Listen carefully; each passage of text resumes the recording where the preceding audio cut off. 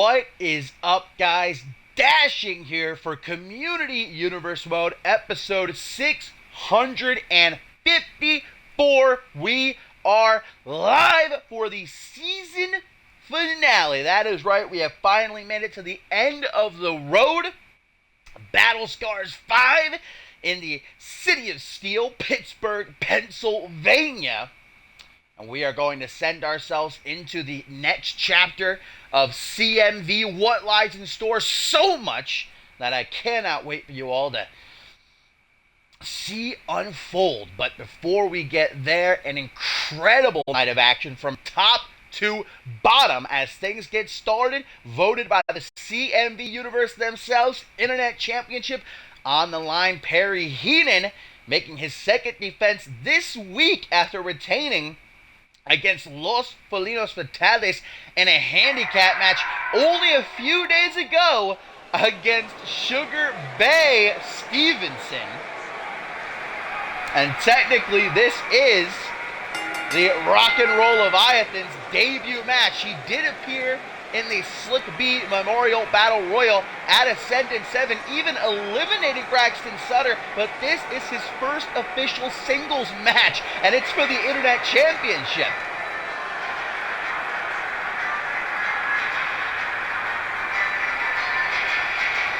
And there he is, but as this was voted a Falls Count Anywhere match, not going to have his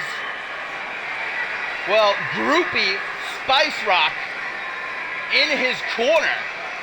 We all know what Perry Heenan is capable of. Wouldn't want her getting in between these two. Plus, there could be no distractions for Stevenson as he looks to join a very short list of superstars who have won a championship in their debut match. Off the top of my head, I can only think of two. Levi Marta and Drake Dunn. The pressure is most certainly on, though. And Sugar saying earlier tonight, don't let my looks fool you. Don't underestimate me, Perry Heenan. Because I might be words that I can't really repeat here live. This is a Christian family show, as we all know.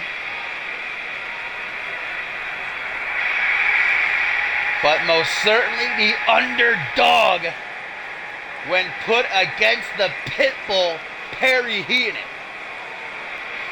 As I mentioned before, coming off a retention against Los Felinos Fatales only a few days ago. What a match that was. Heenan ain't done yet this season. Will he walk into next season still the champ? The last real wrestler in CMV, Perry Heenan calls himself, and it's exactly the type of guy like Sugar Bay Stevenson who Perry Heenan despises. And I'll tell you right now, he's going to take pleasure in ripping the Rock and Roll Leviathan apart here to kick off BattleScars 5.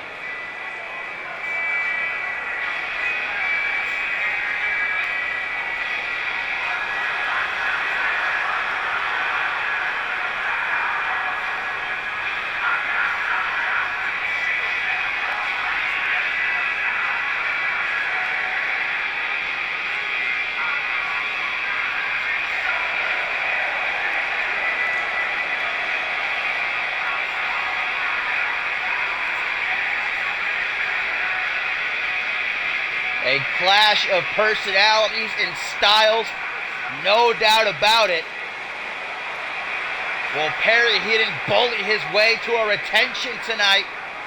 Or will Sugar Bay Stevenson do the unthinkable and pull off an upset? Arms crossed at ringside. He doesn't seem at all impressed with Heenan. I don't know how you couldn't be, though.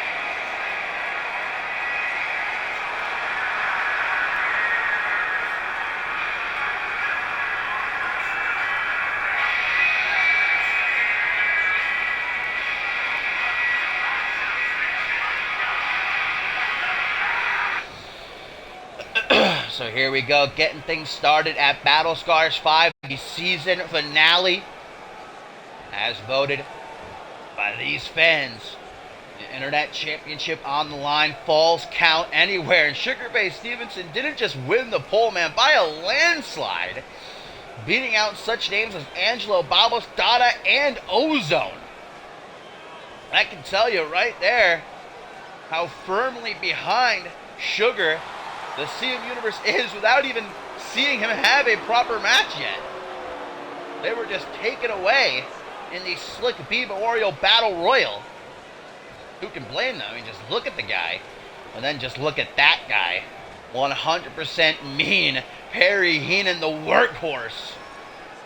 He ain't laughing. He's ready to rip that freaking Chia Pet right off of Sugar's head.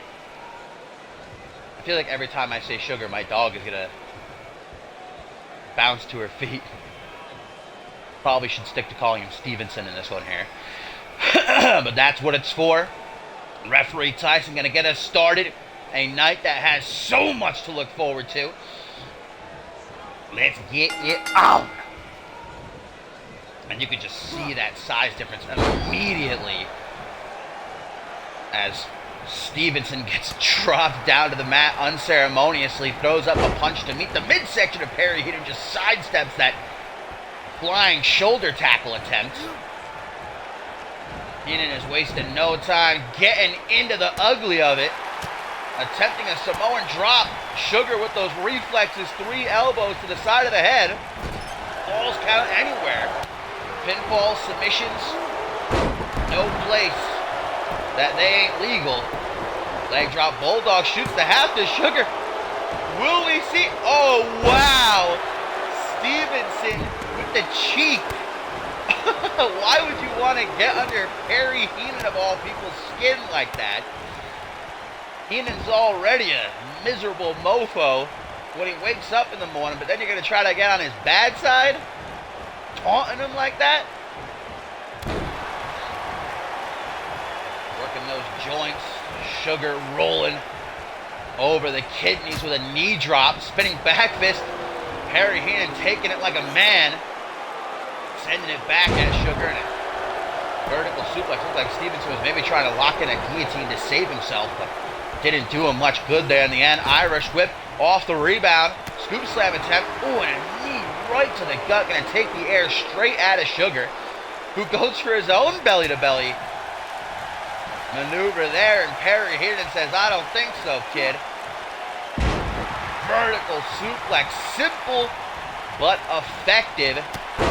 Sugar popping right up out of it. Short arm shoulder block. Stomp.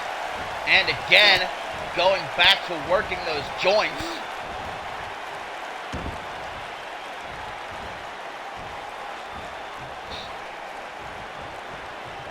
Smart strategy for sure on the part of Stevenson to try and keep Perry Heenan grounded early on so that he can't use that power advantage he most definitely has over the challenger.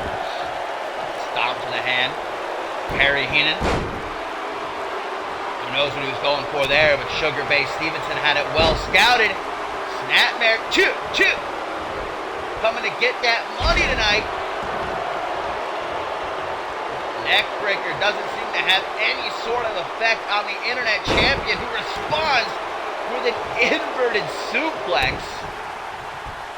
And Heenan saying, you want to play, I got you, holding his boot to the gut of Sugar, and that's just cringe-inducing. Doesn't even get a 1 count off of it, however.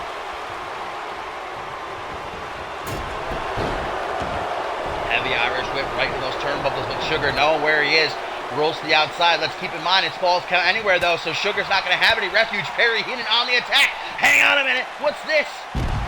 Brainbuster on the outside. Those pads doing virtually nothing for the concrete floor that lies beneath. And even though Sugar Bay Stevenson was able to avoid the discus clothesline, not so lucky and getting out of the way of that vertical suplex. Go behind 3, kicks to the back of the knee, tries for a drop kick. Heenan's got those reflexes though. He ain't just big and gnarly. Quick as well. And off the apron, face first, goes the Rock and Roll Leviathan in his debut match here in CMV, the season finale. Could he become internet champion? Heenan delivering a crack to the jaw and a massive DDT right after. Sugar with his eyes glazed over. Might be time to go 9. I haven't seen that in a long time from Perry Heenan. The Impaler DDT. 1, 2, 3, and Perry Heenan is still the CMV Internet Champion just like that. Bringing out an oldie to put Sugar Bay Stevenson down. A valiant effort. I'll give Sugar credit. In his debut here, he took it to the pit bull. But the workhorse gonna walk in the next season with that strap still over his shoulder. And that's what did it right there. Impaler DDT.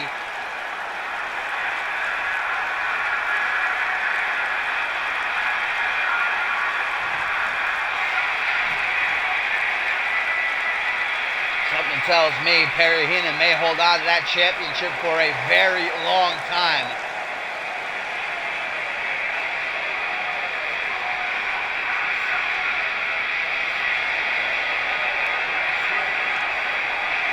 There's a reason he calls himself the top of the food chain, and it was proven point blank right there. Look at Heenan even saying next season, you want some, come get some.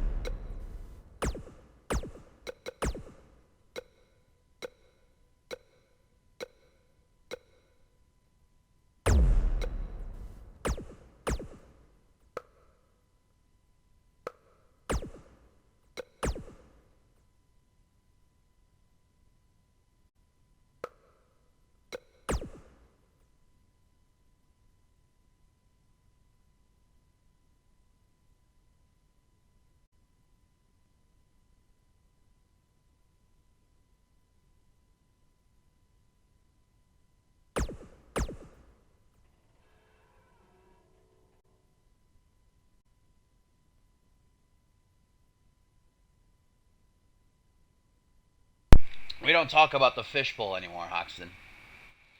No, it was a match type that happened, I think, only once. A couple of years ago. I must have made it when this season started, just in case it happened again. But basically a steel cage, but the cage is blue. It was a specialty match type for a superstar. You can probably guess which one, if you really thought about it for a minute. But there won't be no guessing it when it comes to our next match here at BattleScars 5. Mike Kirsch and Vance Vintage, newfound rivals, going to go head-to-head, with the loser being forced to consume the other's signature candy. Mike Kirsch, we know, calls himself the Almond Joy of pro wrestling. If he wins, then Vance Vintage will be forced to eat an Almond Joy. However, if Mike Kirsch loses, he will be forced to eat a Kit Kat bar, and Mike Kirsch has never eaten any other candy aside from an Almond Joy. Things really heating up between these two last week when they got in an altercation backstage that ended with Mike Kirsch having a Kit Kat bar shoved down his throat. Luckily, though, he was able to spit it out. Will he be so lucky again here tonight, though?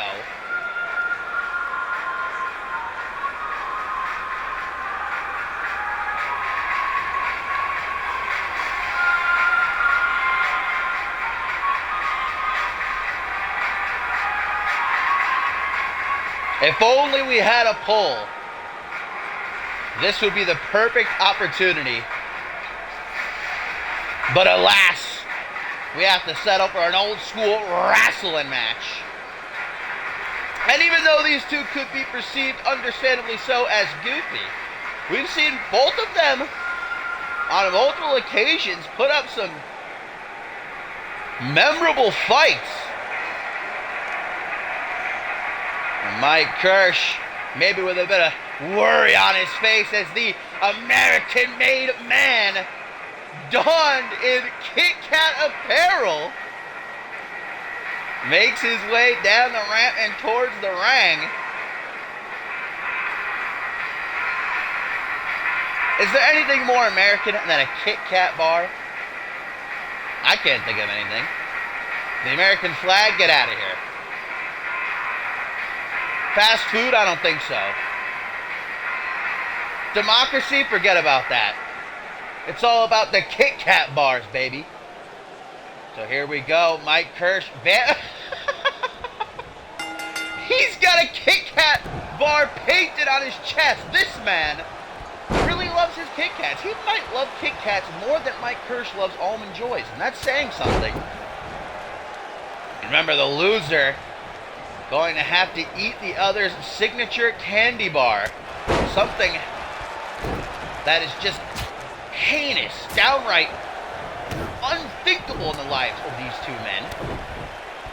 The only candy that they see as worthy to be consumed, Almond Joys for Mike Kirsch and Kit Kats for Vance Vintage.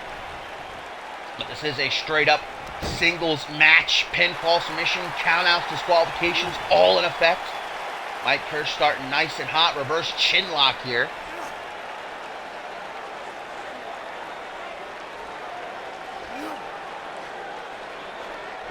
Trying to keep the bigger man grounded early on. Vance Vintage, his size can really fool you. You might not realize how big he is. He's actually one of the bigger superstars on the Supremacy roster.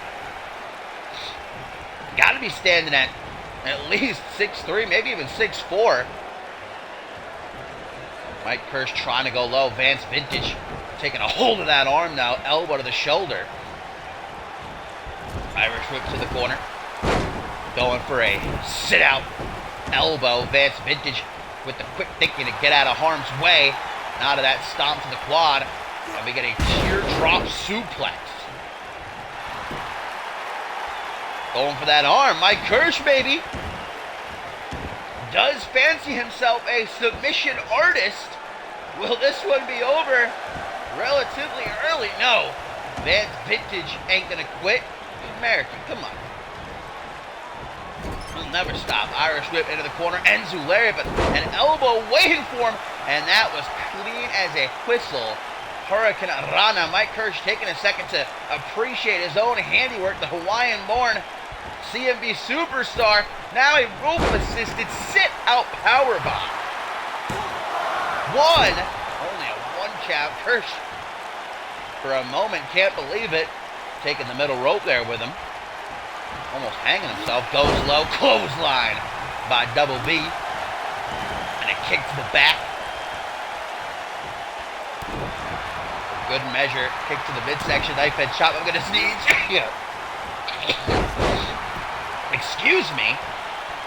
I'm allergic to American propaganda here. Tilt the World small package, but didn't actually try to go for the pin. Back to that cross armbar leg lock combination. Will Vance Vintage be able to find a way out this time, or is it game over? Nope. Still has that key to escape. Sliding shin strike. Mike Kirsch, I think, also smacked his face off the mat. Double points for the American-made man. Low blow! Just using Mike Kirsch's own dirty game tactics against him, but I think Kirsch was ready. He must be wearing a cup or something. He came prepared, but not for the American-made pile driver. The throwback right there, going old school. 1, 2. What a kick out by Mike Kirsch, leaving quite a few members of the CM Universe shocked. Vance Vintage among them. Now trying to stay on the attack, though. When you're a dirty player like Mike Kirsch, you've got to be expecting to get it back at some point. And look at that gouge of the eyes after hitting the Hulk Hogan leg drop. I'm sure an idol of his. Leg drop to the back of the head. And Mike Kirsch saying it ain't no thing, dusting that ill will off his shoulder. Chop party. Vance Vintage is going to be in big time trouble. He's realizing it, doing his best to stick with it and try and keep his head above the water. Irish whip into the corner. That Enzulari continuing to backfire on him. You can see the blood mixing with that face paint. Vance Vintage, it's a wonder how he can even see right now. I can't even tell what's blood and what's paint. Getting that American flag clad knee to the side of the head. Big punch. Vance Vintage collapsing out of exhaustion as Mike Kirsch crawls into the corner. Vance Vintage, man. He does not want to eat that almond joy, and he is willing to bend the rules. A very close 5 count right there. Almost got himself disqualified. Another Hurricanrana by Kirsch. Grabs that peach blonde hair. Vance Vintage says, I don't think so, brother. Knife edge chop into what looks like a swinging scoop slam. Hands on his hips. Vintage taking a deep breath. Middle of the ring. 1, 2. Mike Kirsch continuing to stay afloat. Vintage turns to these fans as now he goes to the top rope. And ooh, yeah, I think might look for that elbow drop. Yep, but Mike Kirsch gets out of the way. Able to recover. Tries to go low, perhaps looking for a groin shot of his own. Oh, and here we go for the benefit of those with flash photography. Vance Vintage giving him a show. To the outside we go, and look at how these two are beating the hell out of each other. A surprisingly, at least for me, great match this has been so far. Very back and forth. Mike Kirsch trying to take the cheap shot as Vintage re-enters the ring. Another swinging scoop slam. A stomp for a cherry on top. 1, 2, 3, and Vance Vintage, just like that, earns himself a victory here on the season finale. And now Mike Kirsch is going to have to eat a Kit Kat bar in front of all these people. Beaten at his own game.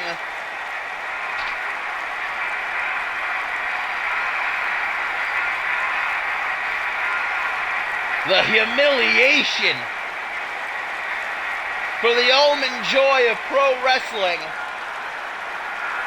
as he's bested by the American-made man here at BattleScars 5.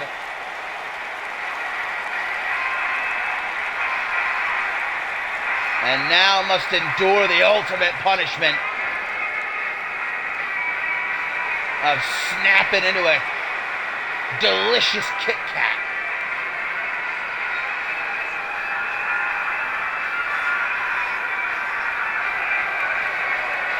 Even taking a victory lap. This is a big win besides the stipulation for Vance Vintage heading into next season. I think we've seen the absolute best of Vance Vintage here tonight since he came to CMV. Thumbs up, baby, for America.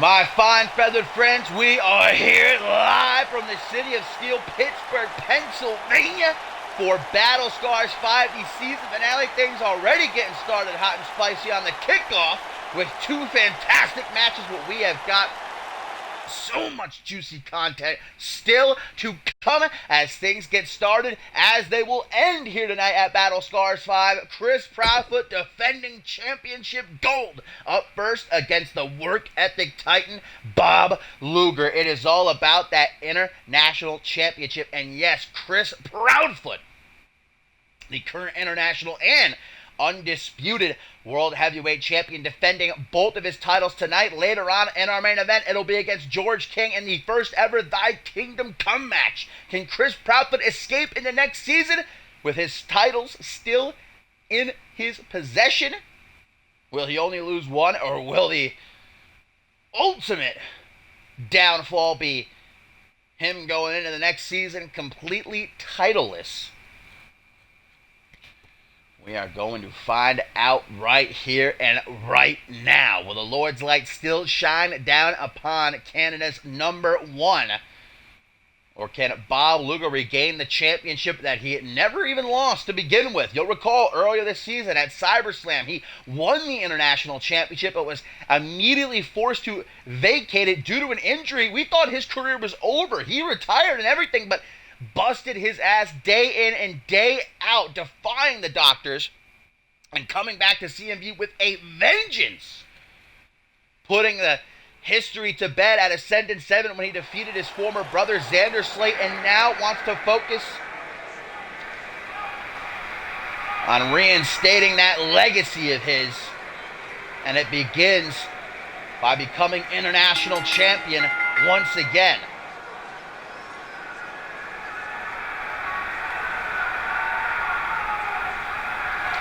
Proudfoot is not the first double champion. I did the math a couple of days ago. I think he's the 8th ever double champion.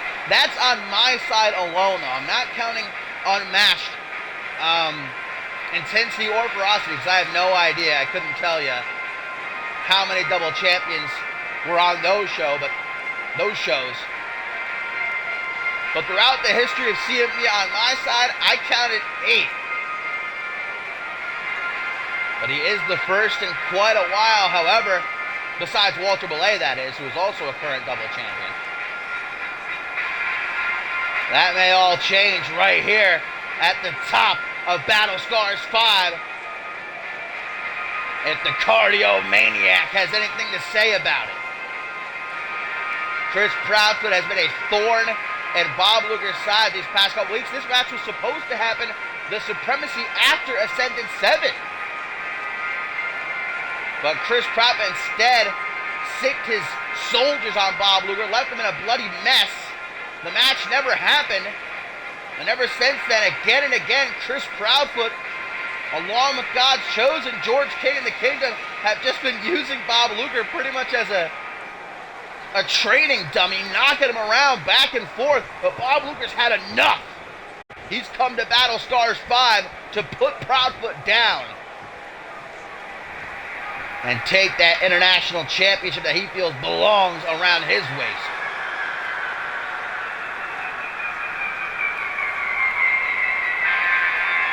With just the undisputed world heavyweight championship, I do believe Chris Proudfoot is the 3rd ever superstar, because before him, Hayden was the very first ever double champion in CMV history when he won the Intercontinental title while he was already world champion. And then there was Hayden again. So I guess you could count that as one, but it was 2 separate occasions, because a couple of years ago, Hayden was also undisputed world heavyweight champion and captured the tag team titles alongside Jacob Ziegler. But nobody can deny Jacob Ziegler, or I should say Chris Proudfoot's meteoric rise to the forefront of CMV these past couple of months. Winning that international championship inside of the Elimination Chamber at Purgatory, winning Money in the Bank at Ascendant 7 Day 1, and then the very next night cashing in on PJ Moon after he beat George King to win the title, and ending the show of shows with both championships over either shoulder. But now tonight, he's got to do the work of a double champion. Will he prove that CMV is truly the Lord's kingdom now? And that his light will forever shine down upon him? Or will Bob Luger cause a blackout?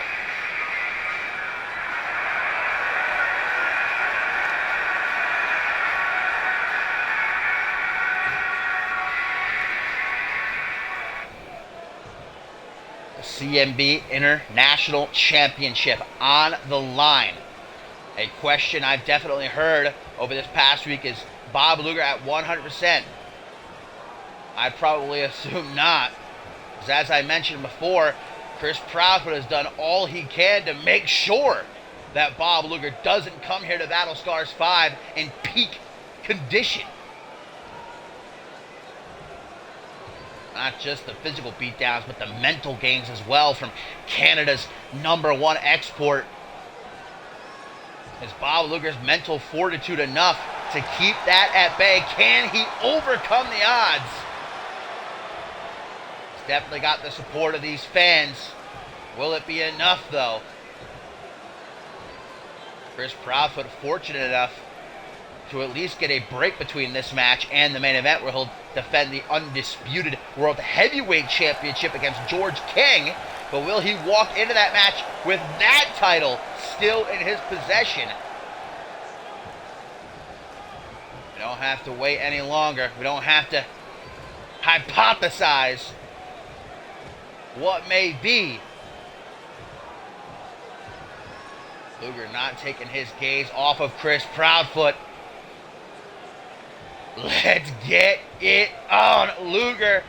Proudfoot International Championship, baby. Ring that bell. And Luger coming out red hot. But Chris Proudfoot saw it coming. That's what I'm talking about. That hatred Bob Luger feels, it can be used against him. He needs to keep his emotions in check. This is exactly what Chris Proudfoot wants. Gets that wheel kick there, though. Makes up for the mistake at the beginning of this match. Back suplex into a body slashing. This is starting lickety split. No feeling out process. The intensity between these two has gotten to a point where the only thing they want is to take each other's heads off. Bob Luger going to have a considerable size advantage here over Chris Proudfoot. Said it a few weeks ago. Bob Luger is in the best physical condition, I think, of his entire career. Swole as can be. I mean, he had all that time off following his injury. He spent nearly every single day in the gym rehabbing his injury and doing the unthinkable in only a few months, making a comeback when doctors said it might be years, if ever, that he could return here to CMV, or wrestling, period. Elbow shot off. A couple of them staggering Proudfoot. Chris Proudfoot, for his size, though, only argument you need to make is he's the current international and undisputed world heavyweight champion. He beat out 7 other men at Ascended 7 to win the Money in the Bank. And then he put down PJ Moon the very next night to become world champion.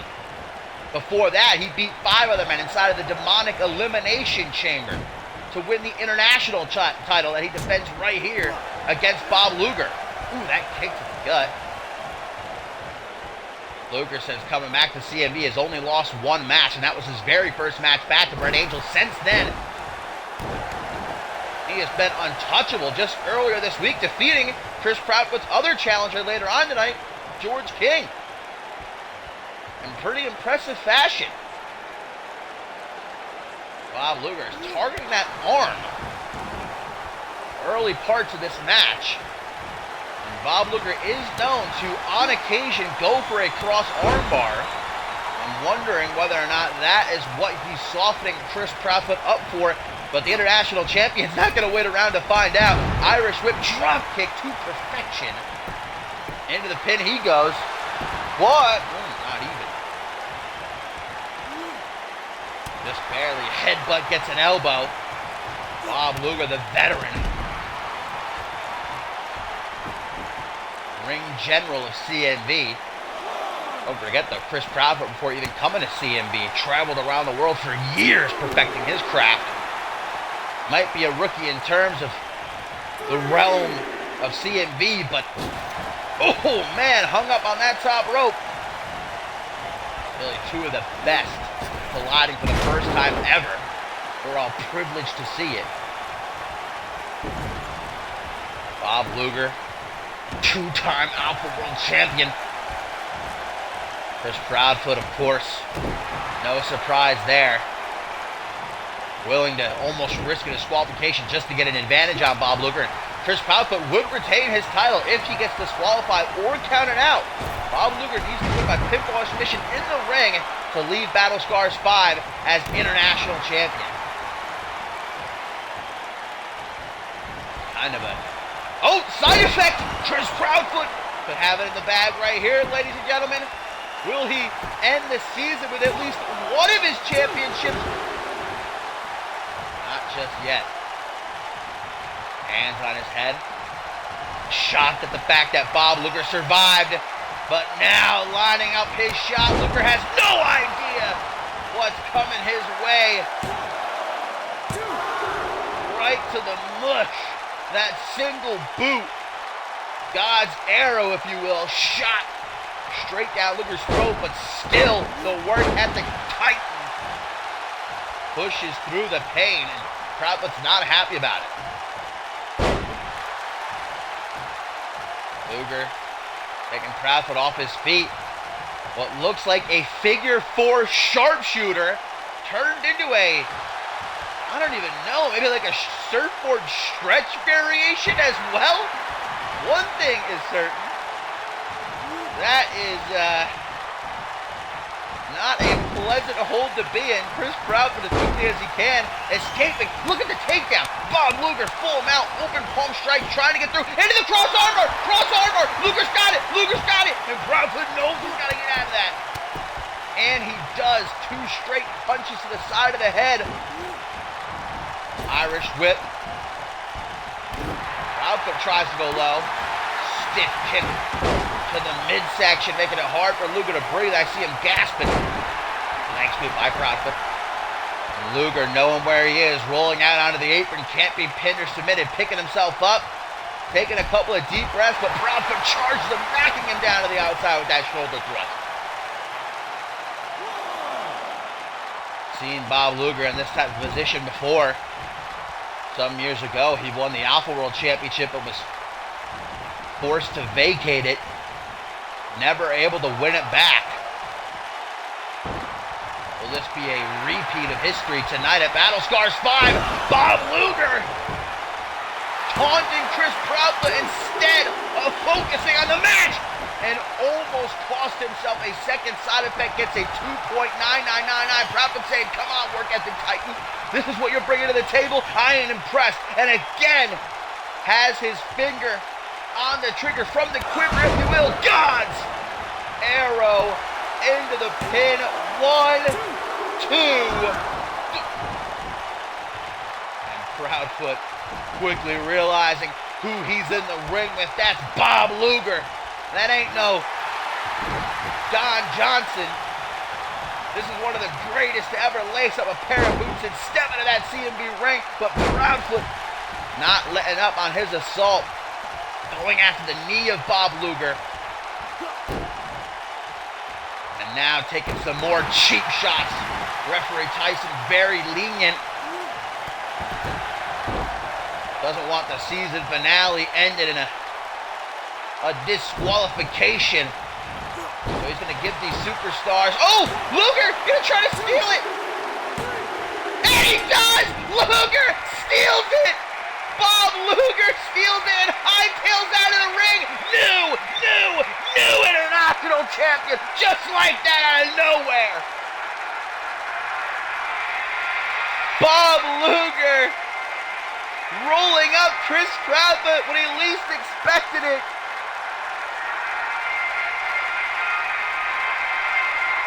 And getting the hell out of Dodge before God's Chosen decides to show up again. Wow, what a match and what a performance by Bob Luger, biding his time, and when the opening presented itself, taking his shot.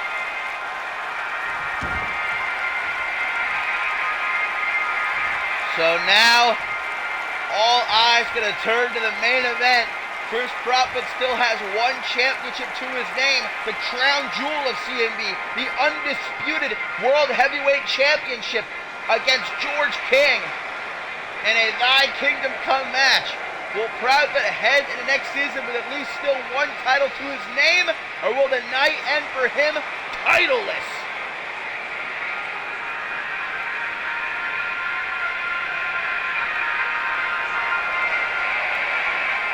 What a night for Bob Luger.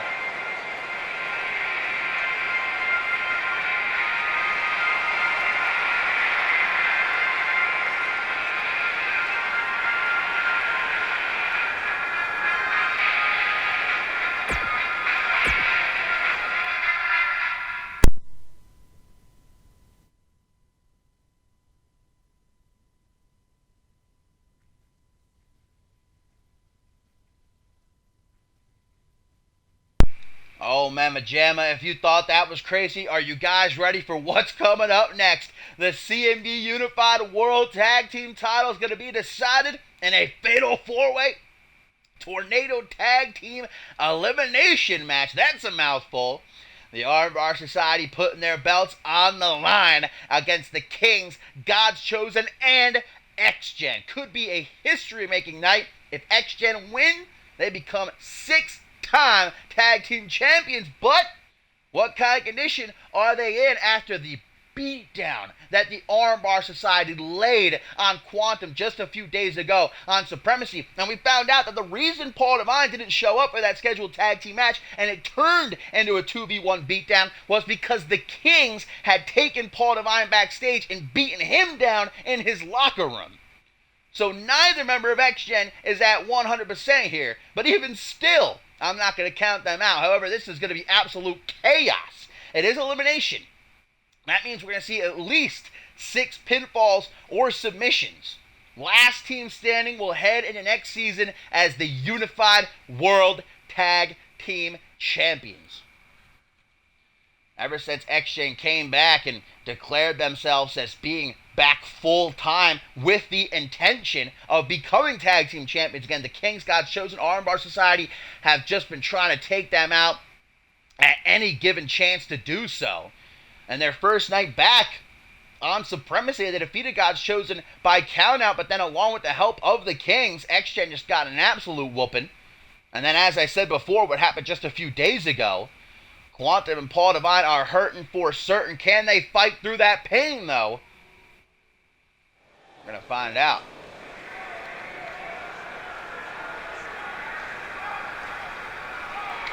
And a tweet here, guys, from Josh Wolf says, tonight CMV's future gets snuffed out. Coming up a little bit later on, Josh Wolf versus Dante Tatum. Could be a very, what's the word I'm looking for? A very, a match you might not expect to steal the show, but it has the potential to for sure. Josh Wolf, in his own words, looking to turn Dante Tatum into a future corpse. Along with a whole lot more in store. But it has not been the greatest couple of months for the Kings. They thought they were on top of the world when they had that 2v1 advantage on Paul Devine for a month. They were making the Asian Sensation's life a living hell, using the numbers game to do so. And at Ascendant 7, it was scheduled to be a handicap match, but Quantum coming back when his brother needed him most. In only a few minutes, X-Gen put the Kings down. And ever since then, Rod Cross and Chris Diamond trying desperately to prove they are better than one of the greatest tag teams in CMV history. Former Fusion Tag Team champs in their own right. Will they taste that gold once again?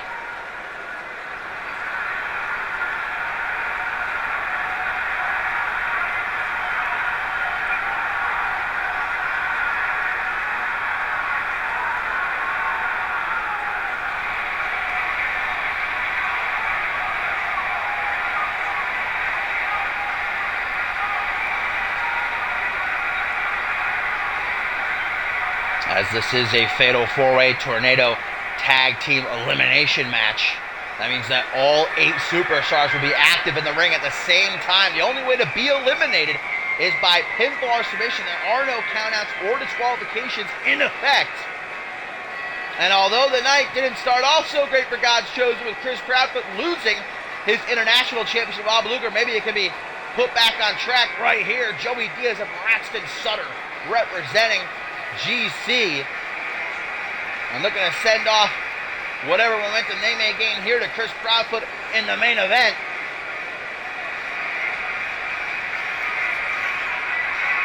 Feeling slighted a few weeks ago when X-Gen defeated them by countout and immediately taking their anger out on the veterans with that malicious beatdown alongside the Kings.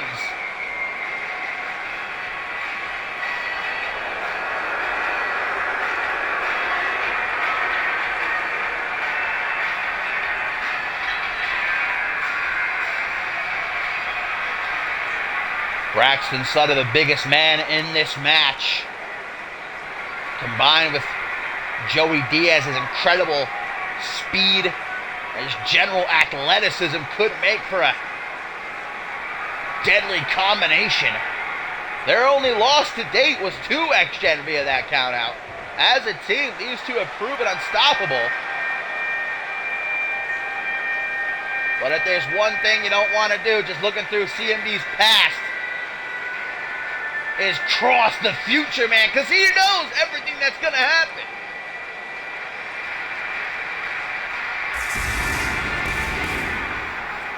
Quantum, just a few days ago, despite the odds being against him, did not run. He stood and fought the Armbar Society until he couldn't stand any longer. Even still, with only a couple of days to rest up, here he is coming back to get him some, looking to become a 6-time tag team champion alongside his brother.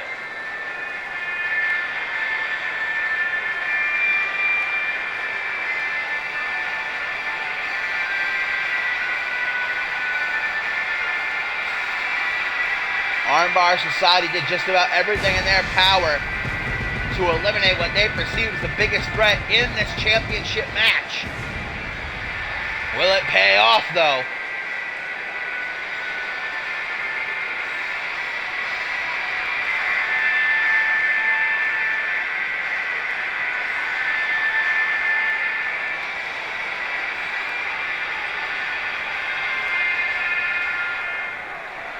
And of course, the man who puts the rising and rising sun, Japan's biggest export, the Asian sensation, the five-time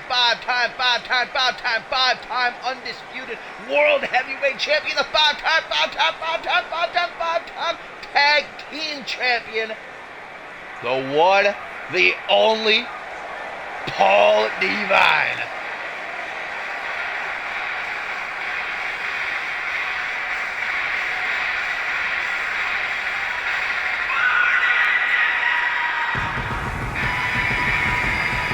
Paul Devine has been having his struggles with Chris Diamond and more specifically the Kings as a team more recently for months now.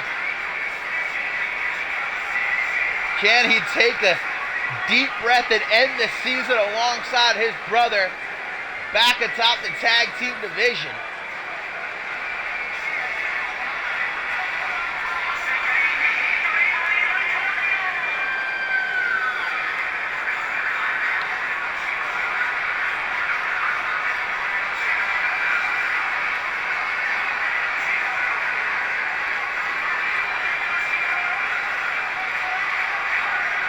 The bond that X-Gen shares, it doesn't matter how long they go without seeing each other or what's happening. If they need help, the other's gonna be there to provide backup, and that's what we saw at Ascendant 7. Quantum hadn't been seen in a year, and even before that, him and Paul Devine hadn't teamed up in over 2 years. But Paul Devine had his back against the wall, and Quantum was there, just as he is tonight.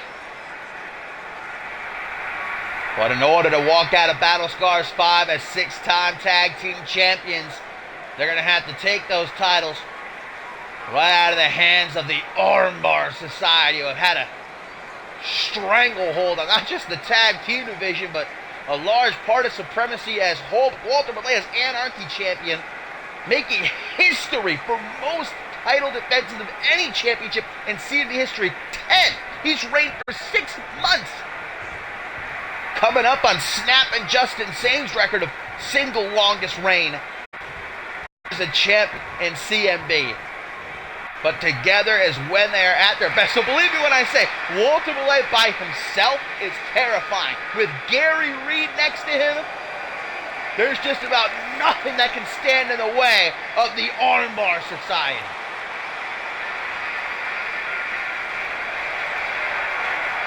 And although the odds are most definitely not in their favor here, they've got a 25% chance, just as every other team does, of leaving with the gold. The ABS not going to be taking any prisoners.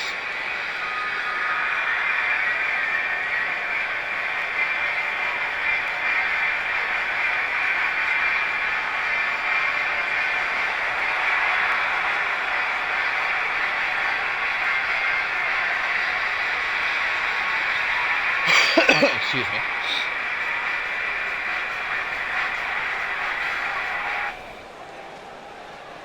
This is what it's all about. Which team is gonna... Oh! Did Quantum just hit a timestamp right out of the gate? And Walter Malay has locked in the jaws of the Great White on Chris Diamond. Oh my God! I knew that. Oh, and a breaking neck foundation reversed at the very last second by Malay, though. I knew this match was going to gonna be hard to keep up with, but I didn't think less than a minute in I was gonna be struggling to keep up with another Kimura by Malay on Chris Diamond here, but Rob Cross realizes that instinct, eyes in the back of his head, if you will, saving the baller, baby. Remember, this is elimination, and it doesn't... The rules don't apply like they may elsewhere, where if one member of a team is eliminated, the whole team is eliminated. No. Both members of a team have to be eliminated either by pinfall or submission for the team entirely to be ejected. And Quantum over there in the corner, just staring at Rob Cross's nether region. I mean, I don't blame him. Rob Cross is a pretty dashing man, but should probably be focusing on the task at hand. Braxton Sutter and Paul Devine there in the upper right-hand corner. They have a history dating back to the earlier part of this season. Braxton Sutter was pat in the face, right-hand man. We've got a Kimura on Joey Diaz. More people have escaped that maneuver in this match already than I think ever have before. Rob Cross, they pin here on Quantum. Paul Devine seeing his brother in trouble. Oh, but the tower with a choke slam from the deepest depths of hell. And will X-Gen's chances be cut in half? Even referee Tyson is finding it hard to keep up with what the hell is going on. Paul Devine's eliminated! Paul Devine has been eliminated, ladies and gentlemen. And Quantum might be up next. Report me by Rob Cross. Braxton Sutter's going to let the pin happen. Why wouldn't he? 1, 2. And the strategy of the Kings, God's Chosen, and the Armbar Society already paying off, as Paul Devine, who came into this match injured, has been eliminated. He's the first man to go, but Quantum is still alive. That means X-Gen still has a chance. As the Future Man stalks the global phenom, I don't know what Quantum's obsession with Rob Cross is in this match. He just keeps staring at him.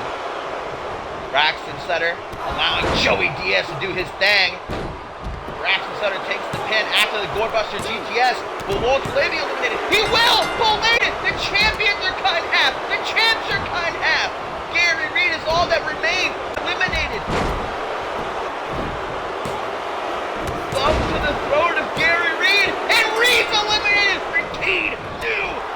Unified World Tag Team Champions. Just like that, God's Chosen taking out the champions. Three to back. Hang on, it is anywhere. Rob Cross with a pin on Quantum. 2, 3. Quantum's eliminated. And we are down to 2. God's Chosen and the Kings. Who's going to head into next season as the new Unified World Tag Team Champions? Just like that. Wait a minute. Chris Steiner was eliminated? Oh no. He's just hiding over behind I thought he was sent to the back. But with Diamond down on the outside, I feel like he can finally... This is nuts. 2v2. The Kings and God's Chosen. X-Gen and the Armbar Society have been eliminated. Clothesline by Sutter to Diamond. Only gets a 2 count.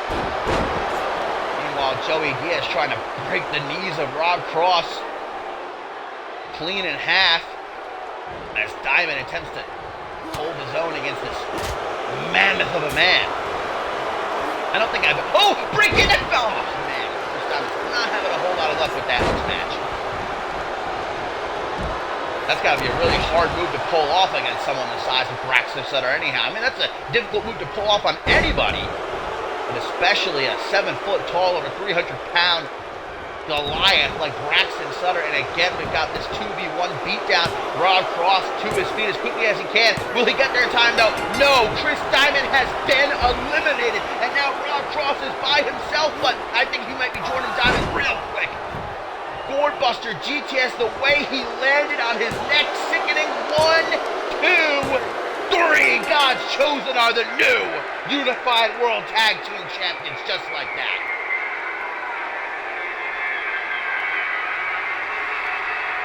What a match! I could barely keep up. But man, that was like a car crash, but the best car crash that there could possibly be. And I'm a bit more worried about Rob Cross's neck after the way he landed off that Boardbuster GTS.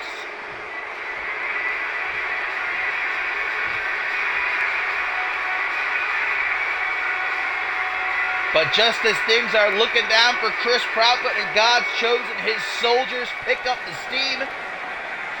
Braxton Sutter and Joey Diaz, the new Unified World Tag Team Champions.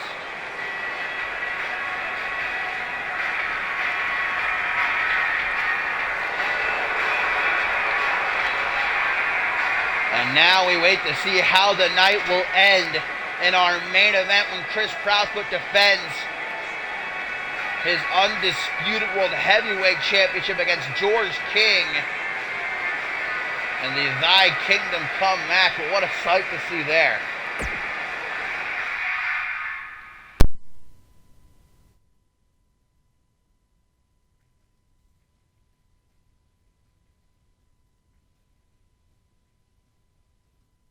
That genuinely may have been one of the most chaotic matches I've ever seen in almost 5 years of calling CMV action. We've had that same match type, I think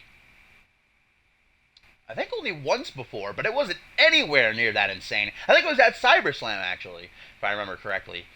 That was crazy from bell to bell, and God's Chosen, probably the least voted by the CM Universe to win that one, coming from out of nowhere, cleaning up. Gotta go back and watch how many eliminations were made, because I know Braxton Sutter eliminated both members of the Armbar Society. But man, oh man, spectacle.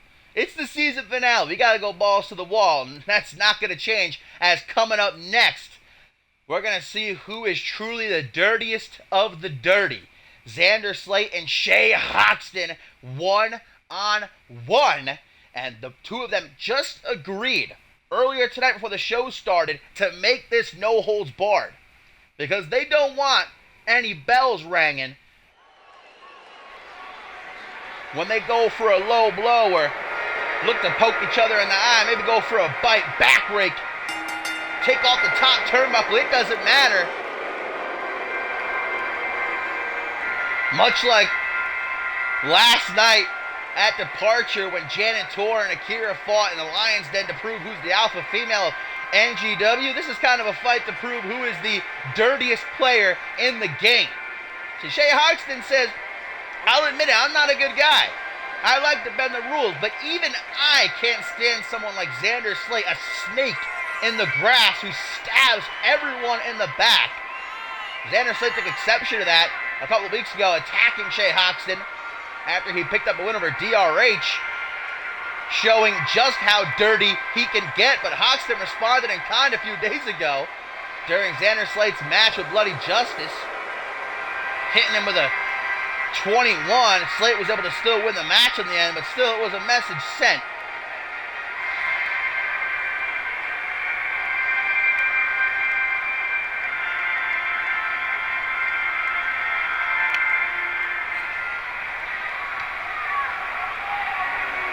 They don't call him the OG Dirty Heel for nothing.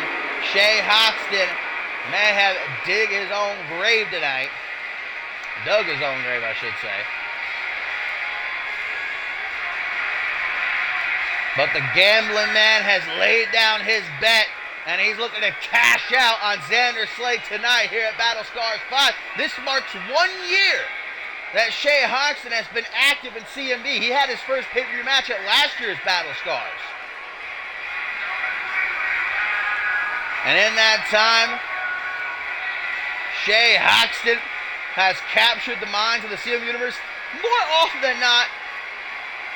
Not so much in a good way. Anarchy champion, international champion. His epic clash with Brett Angel at Ascendant 7. Neither of these men came up with the W at the show of shows, but one will leave BattleScars 5 and head into next season with a big win on their side.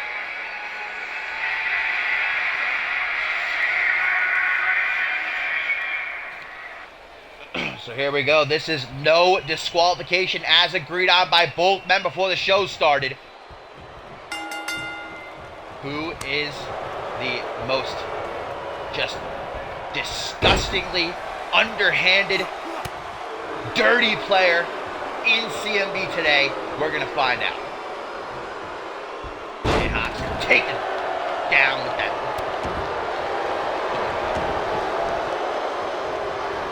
armbar type maneuver by Slate. Arm drag there by Hoxton.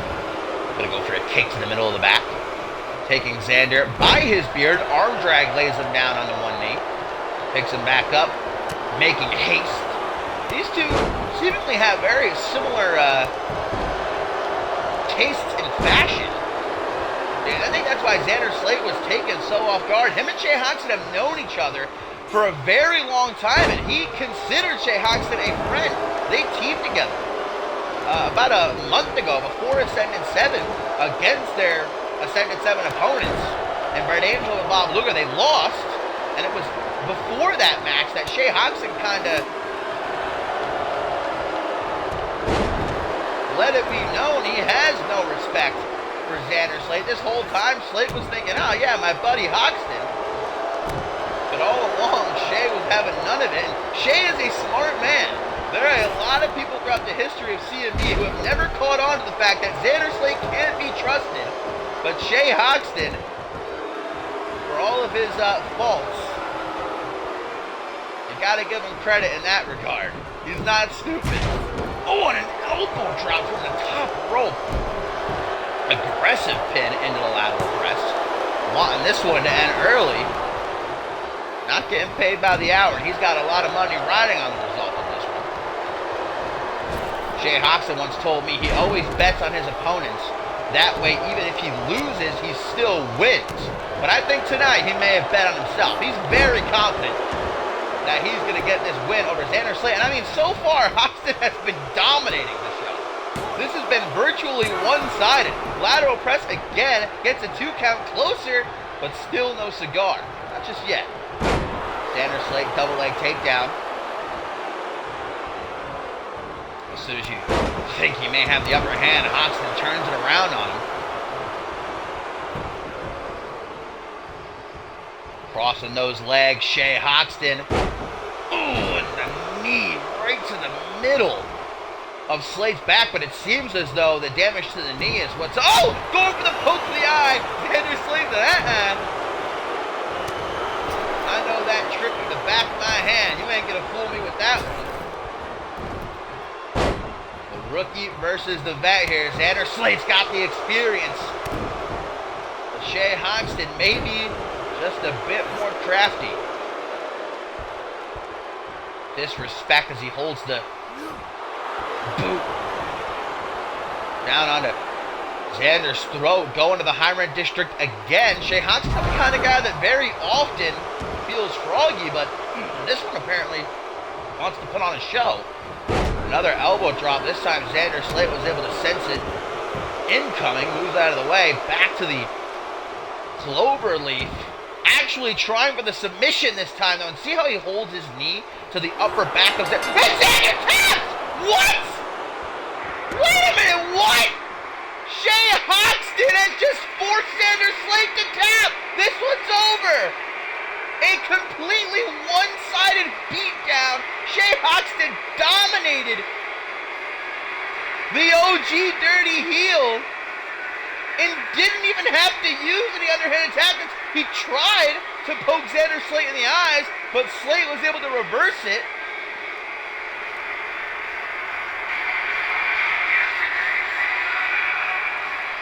But the gambling man cashing out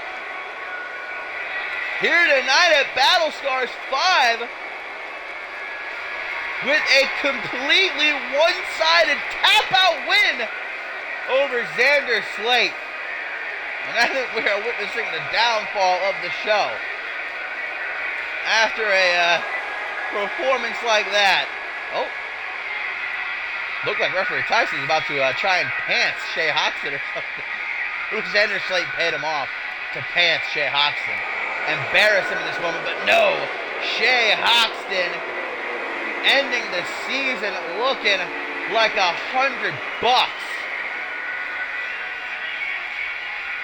What an upset there.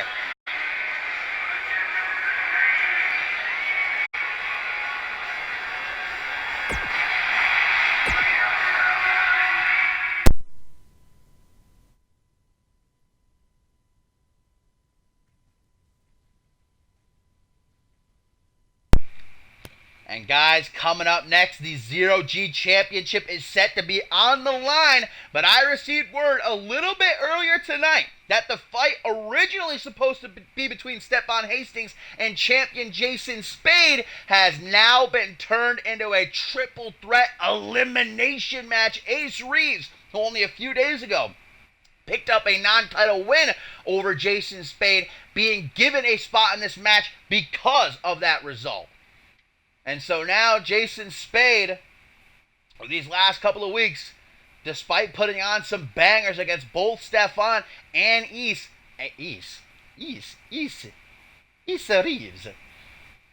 Reeves, came out with the L on both occasions. But he said himself a little bit earlier this week that there are very few men, it is single digits, that have ever beaten him twice. However, will he be able to get those wins back from both men at the same time? He at least has the advantage, and maybe not the advantage, but the, what's the word I'm looking for? The cushion of this not being a standard triple threat. We saw last night at Departure what that can mean for a defending champion when Sunny Octave lost her women's championship when RVW pinned Ashley Rain. This is elimination. So Jason Spade will at least have to be pinned or submitted to lose his title.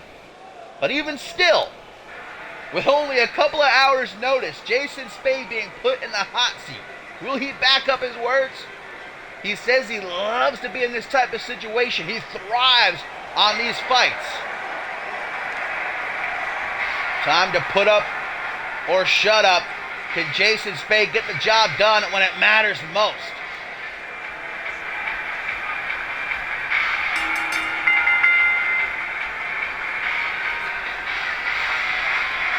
This is a monumental opportunity for the former NGW champion Ace Reeves. one of the, I think, fastest rises in CMV history.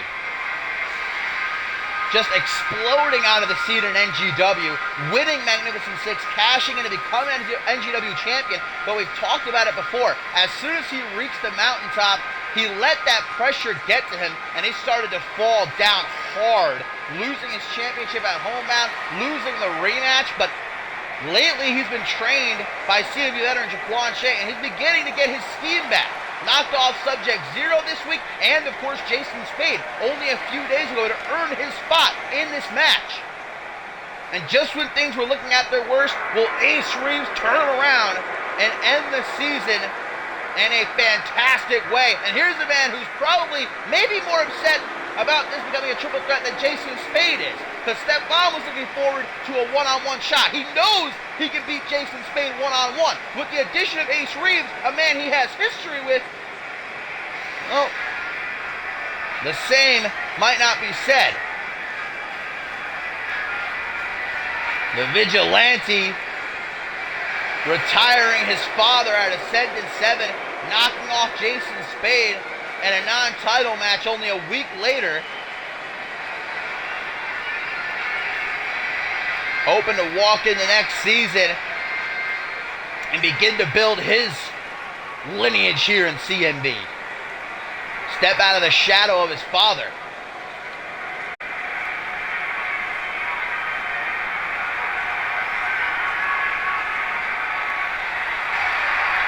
And last but most certainly not least,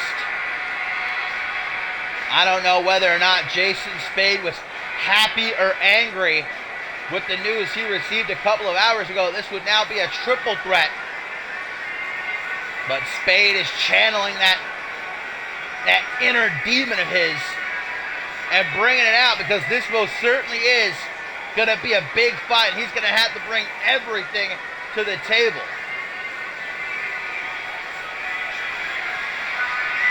He shook hands with Stephon Hastings after their match. He shook hands with Ace Reeves after their match. But the time for sportsmanship is over. It's do or die for Jason Spade.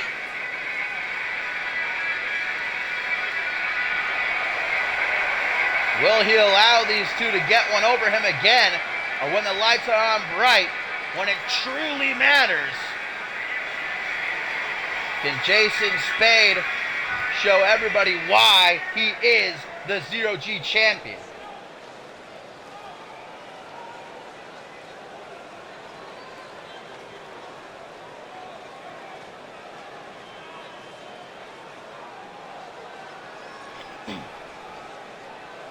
That is what it is all about.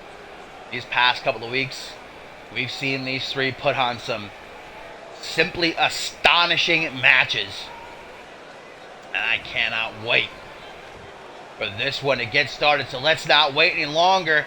Elimination rules. Pinfall or submission in the ring will cause an elimination. As it is a triple threat, though, there are no countouts and there are no disqualifications. Jason Spade, smart move right out of the gate, as he lets Stephon and Ace Reeves go after each other, wear each other down, while he hangs back and just panders to the crowd a little bit, now clipping Ace Reeves. I talked about that history between Stephon Hastings and Ace Reeves a bit earlier in the season. They fought in a Zero-G division match to a stalemate. That was their one and only encounter, and it's often talked about still because of just how amazing it was, and everybody wanted to see a definitive victor. Well, maybe we'll get it tonight, but maybe it'll be Jason Spade. Rana by Stephon, goes for a kick to Spade. Forearm smash sends him into the corner, but Ace Reeves coming in from behind. Now he's gonna take a page out of Spade's playbook. Get these fans riled up. I think they already are after what we've seen tonight, and still got so much more in store, including the scrap trap between Levi Marta and Bloody Justice, Josh Wolf versus Dante Tatum, and of course our main event, Thy Kingdom Come, George King challenging Chris Proudfoot for the undisputed World Heavyweight Championship. Jason Spade rolling to the outside as he reflects himself, while in the ring, Ace Reeves gets off a pop-up dropkick to Hastings. Elbow down out of the knee, spinning back fist.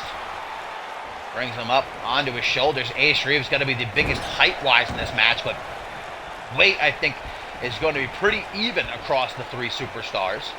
And they all have extraordinarily similar arsenals. Ace Reeves with a DDT, but also they've got those things that make them different. Stephon Hastings, I think he may have the striking advantage. Ace Reeves, I think when it comes to just pure athleticism, might have both of his opponents beat out. Calls himself the Gravity Manipulator for a reason. It ain't just some dumb nickname. And then there's Jason Spade, who just every single match he's in gives his heart and soul, blood, sweat, and tears. It took everything. In both matches, Stephon had to throw the kitchen sink at Jason Spade to beat him. And Ace Reeves the exact same. It wasn't just easy peasy lemon squeezy. Looking at Ace Reeves, it took him, if I remember correctly, 3 corkscrew moonsaults to finally put Jason Spade down. And their encounter, Stephon Hastings sunset flip powerbomb. Jason Spade gonna hit the back of his head right off the outside. Might as well be the concrete. Stephon maybe wanting to take out Ace Reeves early on so he can get that one-on-one match he was supposed to against Jason Spade here. Up against the ropes again, kicking out the back of the knee. Making it harder for Jason Spade to get up on that top rope, where a lot of his offense comes from. All three of these guys. Ace Reeves has got his corkscrew moonsault. Stephon has got the red arrow. Jason Spade's got that double boot stomp. Or the moonsault we saw him pull out. For the first time ever in his CMV career a couple days ago against Ace Reeves, he said on Twitter, "You pushed me to my limit. I usually never have to go for that moonsault, but you made me dig down deep." Stephon trying to take the Zero-G champion down, but Spade fights him off, tries to charge him, runs right into a German suplex, bridge to pin, Spade gets out. Ace turns right to Stephon, chiropractor by the Gravity Manipulator. Stephon just taking it with a grain of salt, popping back up, only to be positioned on the ropes. Jason Spade finds his footing, keeping his distance, watching, dial it up, 619, the Tiger fake kick has Stephon reeling, but Spade getting in between the two. And we're gonna get a Langenberg lobotomy. Stephon gonna take the pin, but let's go. Half kick to Jason Spade instead, busts him open. The champion goes low. Stephon clothesline. Now goes for a pin, looking to eliminate Jason Spade and guarantee us new champions. Stomp to the face, high kick. Stephon sees it coming. Wheel kick. Jason Spade from behind with a punch in the middle of the back, turns it around. Inverted Dragon Rana. Woo! Right on the top of his head, Stephon is spiked, and Jason Spade, as blood trickles down from his forehead. These fans feeding him energy. Clothesline countered. Hopping right over Stephon's head, ducks the clothesline at 100 miles per hour, digging that elbow right into Stephon's chest, feeling the power. 1, 2, only a 2 count. Ace gonna try. 1, 2, Stephon still kicking out. Have to exert a lot of energy right there, though. Elbows in bunches. Stephon, well, I don't think has recovered from that flying elbow yet. And Ace Reeves gonna deliver the hurt with a top rope tornado DDT. Jason Spade looking around, didn't see that clothesline coming. Ace Reeves hopes he's got him beat, but just a 1 count. Meanwhile, I try for a pin on Stephon, who's now starting to move around. Jason Spade, in a moment like this, willing to take the cheap shot, gouging Ace Reeves' eyes. There's no disqualification. Looking to hit the Lanzenberg lobotomy on Stefan. Forearm smash, backs him away from the apron. Both men sleeping on their feet. Spade has his pick. Lanzenberg lobotomy countered by Stefan. Goes for Ace Reeves. Single boot. Sidestep up against the ropes.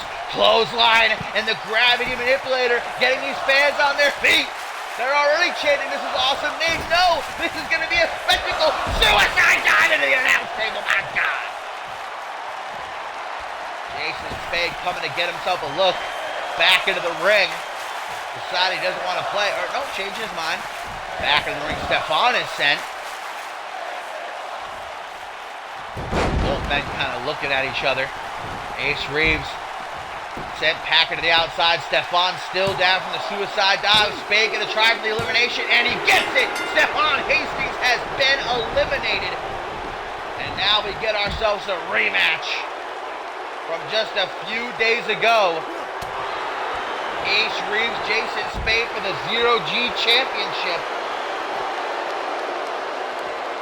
Spade taking Reeves by his ponytail, slamming him face first into that apron, and Spade may have the advantage when it comes to just pure viciousness.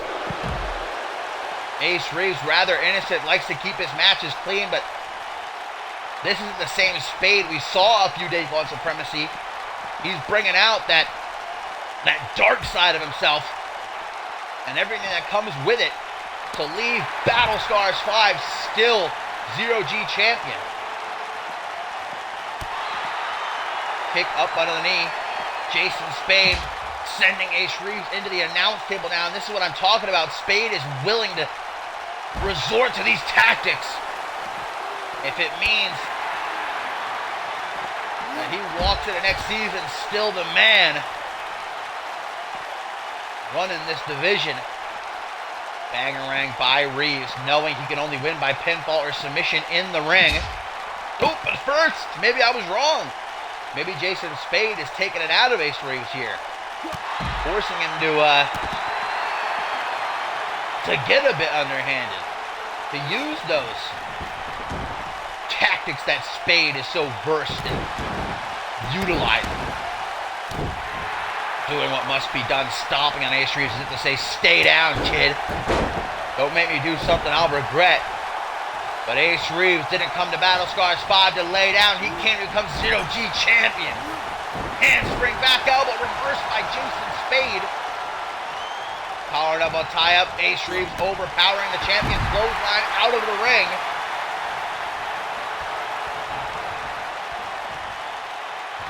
And from the top rope, this could end very badly for Ace Reeves, but it does not. The payoff for the gravity manipulator as that elbow digs right down into Jason Spade's skull. But now he finds himself just being dropped unceremoniously on that apron. Bit of a twist to the classic snake eyes. Back into the ring. Spade, that cut on his forehead only getting worse. He knows he's got to end this match sooner rather than later. Elbow drop to the upper back from the high rent district. And while Ace Reeves is reeling, single boot to the chest, or should I say knee, wipes that blood from his forehead, starting to mix with the face paint, getting into his eyes. That could cause a rather serious obstruction to his vision. Maybe may lead to his downfall here. Reverse DDT by Reeves. Look at that opening. Trying to take his shot. Jawbreaker. Spade looking to throw out a kick. Ace turning into a half Boston Crab. Half Boston Crab by Ace Reeves. Will we have a new Zero-G champion? No, Jason Spade kicks him back. Where's he going? Now it's his turn.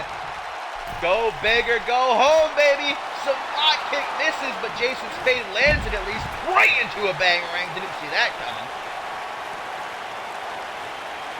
One risk too many, perhaps, by the champion in this match, and now Ace Reeves could have him right where he wants him. Looks him dead in the eyes. Irish whip to the corner. We know what the gravity manipulator is going for here, and Jason Spade does as well, countering with a kick to the gut. Spade closes the distance, calling double tie up again, pushed back into the corner. Spinning back fist, has himself in La La Land. Up on that top rope we go. not the place to be. Ace Reeves is looking for something that can end this match, and this is the way to do it. Spanish fly from the top rope. Holy shit. 1, 2, but Spade somehow kicking out. Don't ask me. That ain't human. Spade should be dead to rights right now. Head scissors, elbow to that open wound, and now the blood is gushing. Spade looking like a leaky faucet, but still he fights. Cutter out of nowhere, oh my God! He killed that one. 1, 2. Ace Reeves popping up, but I don't think he knows where he is. Kick to the back, waking him up. He shakes those cobwebs. High kick to the throat, overhand punch, kick to the knee, spinning soul kick in the corner. That's where Reeves wants him. Not again, turning him around, getting a good old look at that ass. I mean, in that spandex, ain't looking too bad. Jason Spade. Scoop slam, drops down behind his ace, pushing him forward. This is what Zero G is all about, baby. Chopped with a hand, kick to the gut, blood everywhere. Spade off the ropes, kicks him right in the gut. Kitchen sink, and Spade booting him in the face. No more respect to be had.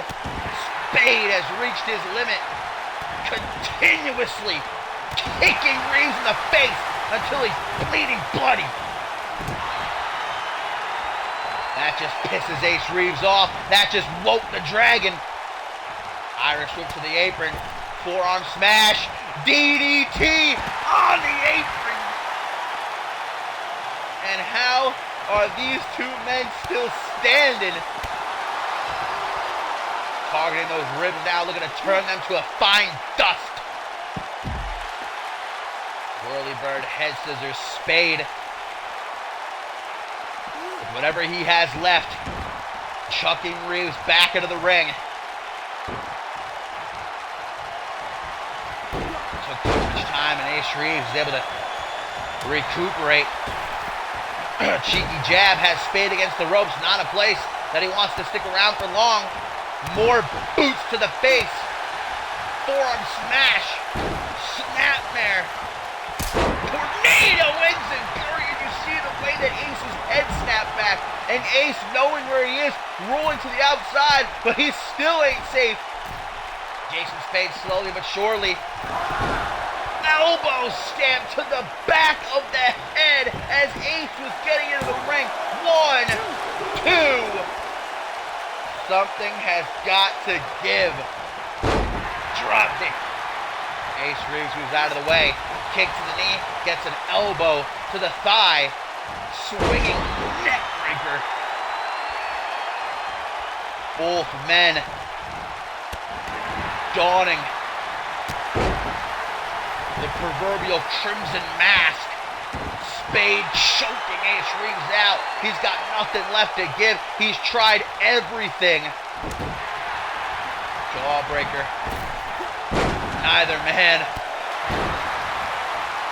able to keep going for much longer. There's only so much a human can take, but after that reversal, Spade, Cobra Clutch, crossface, Spade wrenching back with everything he has left. Will Reeves tap? The gravity manipulator, how does he do it? Grinding his teeth and making it out the other side still intact. Airplane spin, blood flying everywhere, around and around and around we go. Look at that perfect setup. Ace Reeves knows it, to the top. One last chance. Corkscrew moonsault. Hooks the leg. 1, 2. Good God above, Chris Proudfoot, give me your hotline to the Lord in the sky, because I need to ask him how this is possible. Jason Spade just on a different level, but Ace Reeves is right there with him. Turning to these fans, and even he's starting to shout up to the sky. What do I gotta do? Tell me, please. Is there any way to to keep Jason Spade down. And if there is, this is it. Tornado DDT from the top rope. Spade is dead. Reeves hooks the leg. 1, 2. Spade's entire face now. You can hardly even see his face paint anymore. Blood. Oh, goes for a spear DDT by Reeves. Jason Spade shakes it off. European uppercut waiting for him. Face to face they stand. Reeves off the ropes.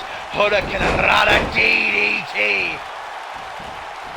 And again, Jason Spade finds himself in the drop zone. Ace Reeves not giving it a second thought as he looks down, taking the chance, but double knees by Spade, the champion, down, but never out, goes for a victory roll, trying to steal this one, much like Luger did earlier tonight from Chris Bronson. Irish whip onto the apron. Ace Reeves saying, come on, man. One of us has got to walk out of here with that championship. Another DDT off the apron. At what point does the referee consider throwing this one out for the safety of both men? They are willing to kill each other for the Zero-G championship.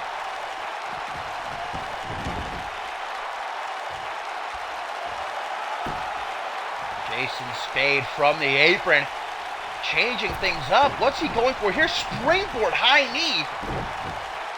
Ace Reeves in the thick of it. Saw it coming, well scouted from the front headlock. Reeves gets off the high kick, crack to the jaw from Spade. And the Landsberg lobotomy! Landsberg lobotomy out of nowhere! In the blink of an eye. 1, 2. Please tell me what we are witnessing. Please, somebody. This just doesn't make sense.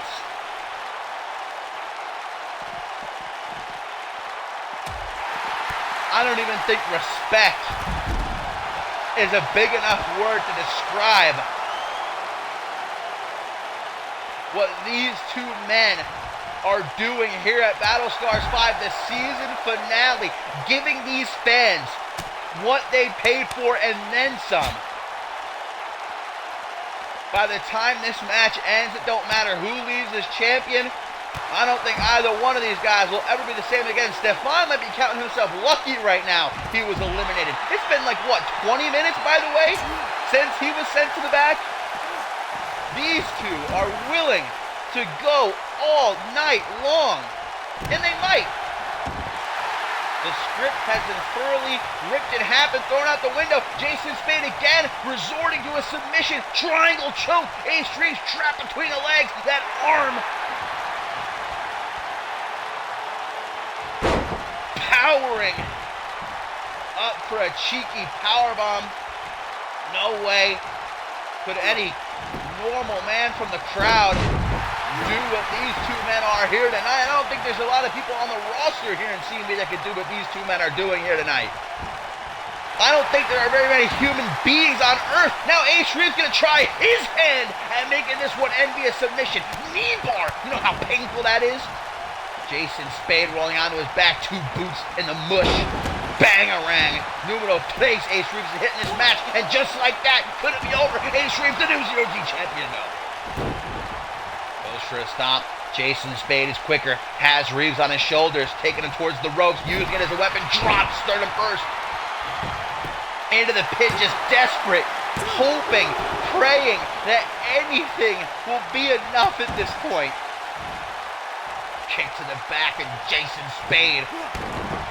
Blood pouring from that cut across his forehead. Spit flying out of his mouth. Sweat drenching his entire body. And Ace Reeves.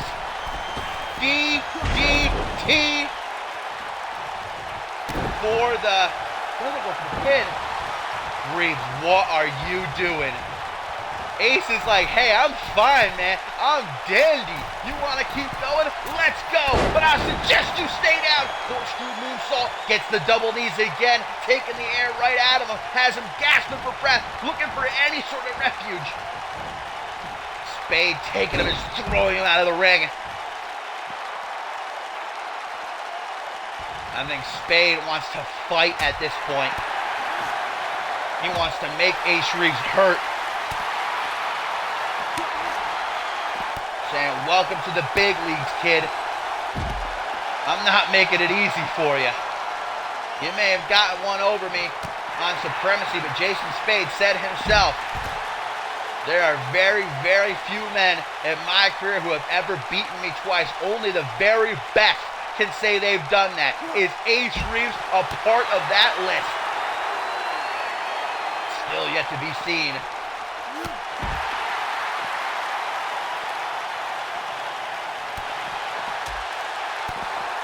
Crack to the jaw, kick to the midsection, thrown into the ring. I don't know that I've ever seen this much blood in my lifetime. Maybe a Quentin Tarantino movie, but that's about it. Elbow drop misses, and just like that, Spade sees an opening to strike. Lands a vertical lobotomy! Lands a vertical lobotomy! Number 3 to Ace Reeves. That's gotta be it. There's no way. Call for the bell. 1, 2, 3. Jason Spade is still Zero-G champion.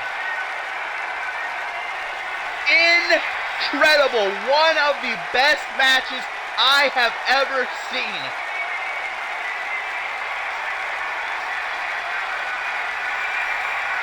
Taking nothing away from Ace Reeves.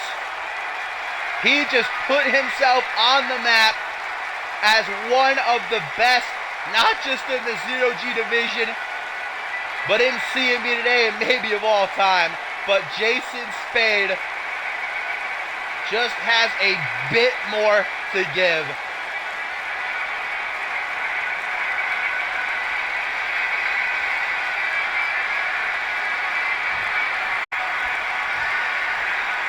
Jason Spade leaving BattleScars 5 perhaps on a stretcher, but as Zero-G champion.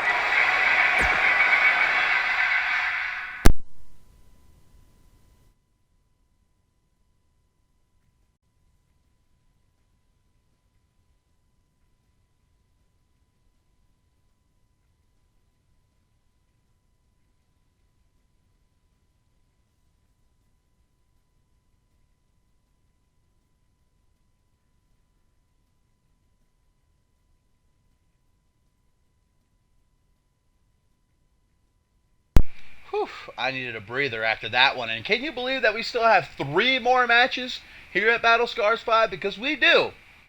Still to come, Josh Wolf versus Dante Tatum, our main event, where Chris Proudfoot defends his undisputed World Heavyweight Championship against George King in a Thy Kingdom Come match. But first, in our tertiary main event, these two monsters going to enter the Strap Trap, a concoction devised by Bloody Justice in the Bloody Forest, and it was after their Ascendant 7 match where Bloody Justice, I think, as a lot of other people do, gave the performance of his career, but still came out with the L. Levi Marta besting him at the show of shows.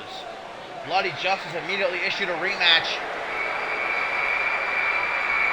and Levi Marta blindly accepting this invitation into the Strap Trap. And I can't wait to get a good look at this thing. What exactly has Bloody Justice created with his own 2 hands for these two to do battling?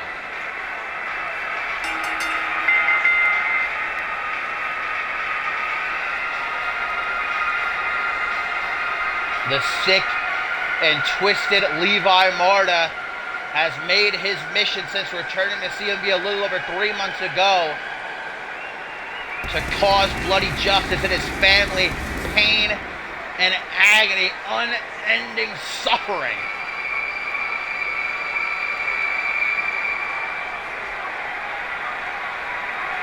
Still haven't gotten a real good look at that thing that hangs above, but all I know is once it closes around the ring, the only way to win is by pinfall or submission. And I also know that before this match started earlier tonight, both these superstars were required to get a tetanus shot. So, if that tells you anything. Bloody Justice, the CMV veteran, a two-time Fusion Tag Team Champion, has really risen this season, and the fans have rallied behind him. Underdog here in CMV. And what he did out of it, I don't think I'll ever forget. Lend some against Levi Marta. But even after all was said and done, Marta was the one left standing. Can Justice, inside of his own concoction, finally get Levi Marta off his back as the strap lowers around the ring? And just look at this thing. It's made of spare car parts, barbed wire fencing, the siding of Bloody Justice's own house. Spare parts that he just collected around the Bloody Forest compound and put together himself over these last couple of weeks, and now these two clash within it. Referee Tyson absolutely not stepping inside. He refused, so he'll be counting the pin or calling for the submission from ringside there. I don't blame him. There's absolutely no way I'd step inside of this thing. These two are, I mean, we already knew they were crazy, but a different level of insane. What is Levi Marta doing here? Levi Marta? Oh, was I wrong? I guess you can win by escaping. I mean, I don't blame Levi Marta. Much like referee Tyson, if I was inside of this thing, I would want to get out as quickly as possible. Levi Marta changed up his game plan, though, as he sees Bloody Justice won't let him escape that easy. I'm pretty sure the only way to win is by pinfall or submission. I think Levi Marta is just, like, realizing the mistake he made. Even someone as insane as him has a limit. Bloody Justice disaster kick from the ropes.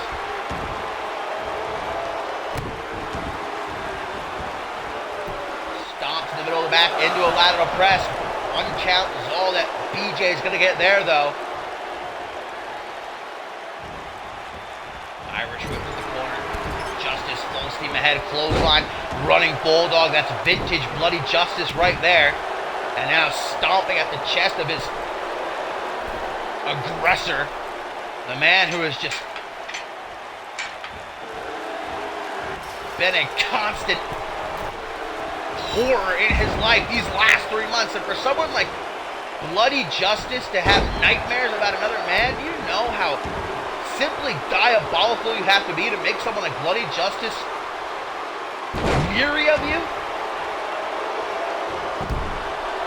Another aggressive pin by Bloody Justice after he tried to escape. Got his knee slammed right into the cage wall.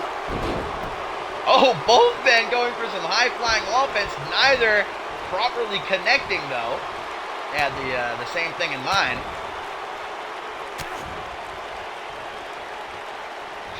Elbows to the gut. Levi Marta goes low, but Bloody Justice hammers him on the upper back. Small package by BJ. 1, 2. Everybody's trying to make like Bob Luger tonight because it works so well for him. And the International Championship match again, Bloody Justice is attempting to scale the cage wall.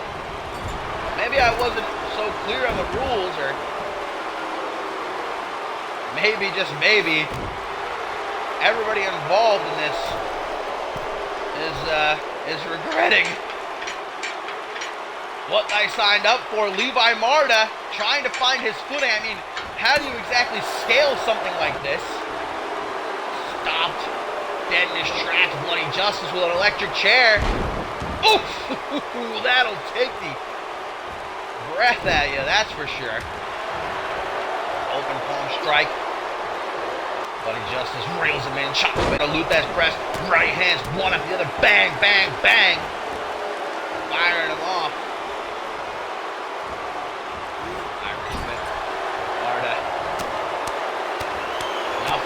mediocrity in store for Bloody Justice, punching him in the throat repeatedly, stomping on his chest with no remorse.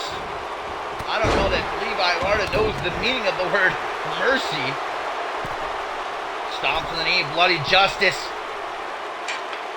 wants to get the hell out of here. He created the scrap trap. He should know how to get out of it. Justice has made it to the top, but Levi Marta is giving chase. This is so dangerous. 10 feet in the air is Bloody Justice. Levi Marta punching at his thigh, trying to stop him from escaping, dragging him back in to this horrifying pit of despair. And now both men clanging onto the cage wall. Levi Marta missing. This is the duel of the fates here. Who's going to take the plunge? Exchanging punches.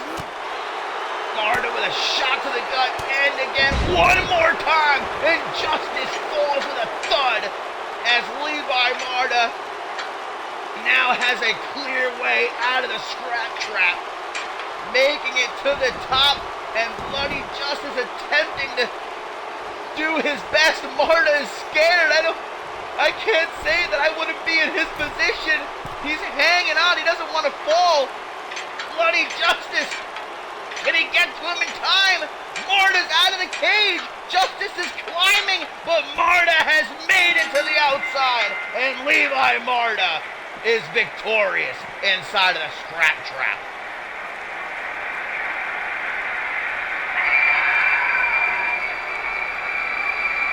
Levi Marta, even inside of Bloody Justice's own creation, the strap trap,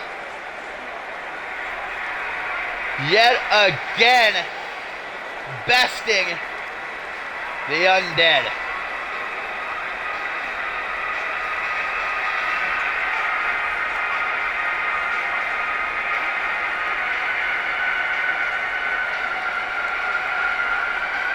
And it was really anyone's ball game towards the end there. Both men hanging onto the side of the cage, but Levi Marta was able to knock Bloody Justice down, giving himself enough time before Justice could make it back to his feet to stop him.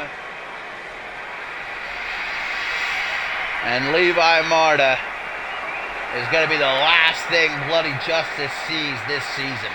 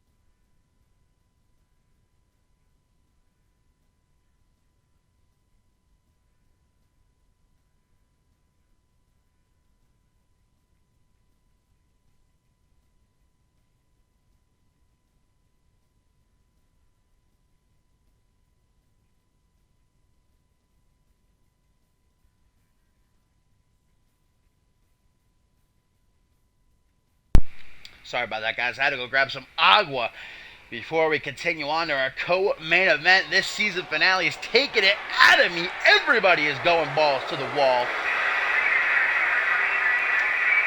And the ride is not over yet.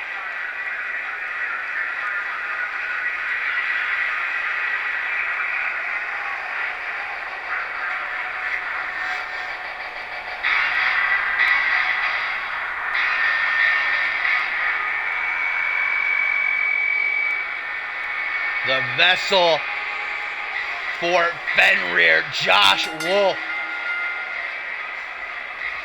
has made it abundantly clear what his game plan is here tonight.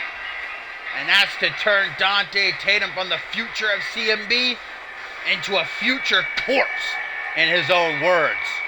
This match coming together after the week prior to Ascendant 7, Josh Wolf laid his hands on General Manager Jade Dynamite, but instead of firing Josh Wolf on the spot, was going to leave it to Reese Ortiz to deal out justice at the Show of Shows. But we all remember what happened. Josh Wolf came out victorious. We haven't even seen Reese Ortiz since. Dante Tatum, after his historic victory over Hayden, approached General Manager Jay Dynamite and said, I don't want to stop here. I want only the best of the best of the best. But Jay Dynamite had an idea, giving Dante Tatum what he wanted while attempting to give Josh Wolf a wake-up call.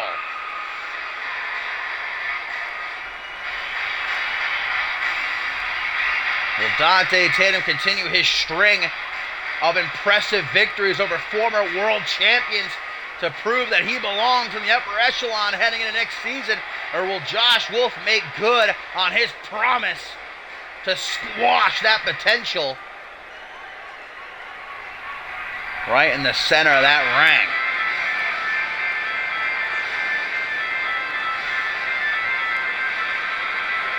And we all know the spark plug, the catalyst, the heart and soul of CMV is afraid of no man or God for that matter. Dante Tatum up for the fight, willing to fight. On behalf of General Manager Jade Dynamite, and say to Josh Wolf, you can't just run around here doing whatever you like without consequence. Jade Dynamite has promised Josh Wolf that if he loses this match, next season ain't going to be looking too fun for him. But if Josh Wolf is victorious, then Jade Dynamite will back off. Dante Tatum sees this as yet another opportunity to show the world, everybody in the back, the bigwigs, anyone who will listen really, that just because of his size, just because of his personality, doesn't mean that he can't hang with the best of the best of the best. He put Hayden down, arguably the greatest CMV superstar of all time, at Ascendance last month. Will Josh Wolf be the next in line to be taken down by Dante Tatum? But Rana, Josh Wolf, double leg takedown. This is a severe clash of styles. Josh Wolf, especially when he's in this state that he has been in the last few months, thrives on, well, exactly this that we're seeing before our very eyes, that ruthless offense. Dante Tatum, however, the number one thing he cares about above all else is making sure that these CMV fans leave happy, that he puts on a show, that he does what he does best. And if that means that he picks up the victory in the process, if that means that he puts himself on the mat, maybe earns some recognition, and that's just the cherry on top. Another pendulum backbreaker by Josh Wolf. We know Josh Wolf isn't out here to just win this match. He wants to send a message of his own that nobody is to step in his way. Reese Ortiz did. He got put down at Ascendance. Jade Dynamite did. She was no safer than anyone else. Just because she's a general manager, just because she's a woman, doesn't matter to Fenrir. Rana again by Tatum. Stomp to the chest. A pretty slow start between these two. Maybe not what most were expecting. Josh Wolf turning up a bit with that running knee trembler. And now in the corner, as if he does not take Dante Tatum seriously. And I know for a fact that Josh Wolf doesn't. I know he feels disrespected to be in that ring with someone the caliber of Dante Tatum. Wolf, or maybe more specifically Fenrir, feeling like only the worthy should share that ring with him. And there aren't a whole lot who are worthy. Dante Tatum with a sharpshooter BattleScars 5 is used to hearing that, though, on a daily basis. You're not good enough to be in the ring with me. You're too small. You're just a flash in the pan. You've got nothing to offer. You can't be a world champ. You can't be the face of CMV. Irish Whip run that corner. Taking out referee Tyson. Swinging out the legs. Through those ropes, and Dante Tatum sent retreating back into the ring. Waiting for Josh Wolf with that arm drag. Tatum taking a bow for those in attendance who support him week in, week out. And he's telling Josh Wolf, come on, get your ass up. What do we got here? Wolf could be in serious trouble. Perhaps Tatum is the one who's gonna regret taking that chance. 3 power bombs in a row after countering the top rope Hurricane Rana and 10. Arm drag by Tatum. Quick to shake off those power bombs. Only forward, never back.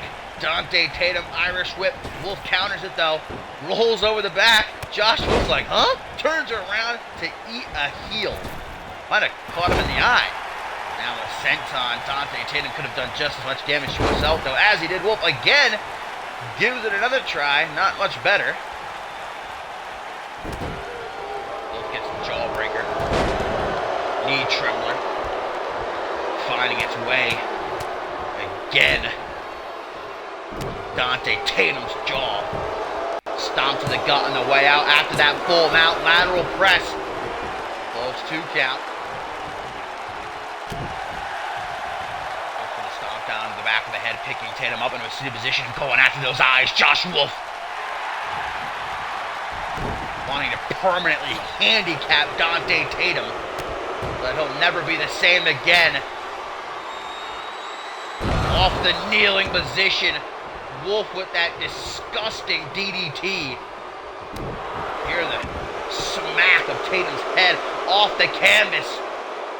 And will the trend of Cloverleafs continue this weekend? Shay Hoxton winning off one earlier tonight. Janet tore it last night at Departure. Look at the way Tatum's back is bent. And that knee digging into the neck. But Tatum, though limping, gets out of it. Only to be shot down with another pendulum backbreaker. And it's become clear throughout this match that Wolf's target is the back. And if you know anything about wrestling, you know the 2 worst injuries you can get are a neck injury and a back injury. Wolf wants to make good on his promise on the hunt.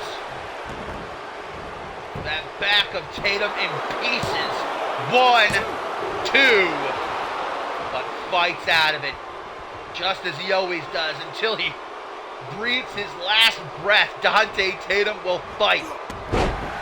Not knowing the meaning of the word quit, arm drag by Tatum, kick to the chest. This is his chance, perhaps his last chance to rally and make a comeback.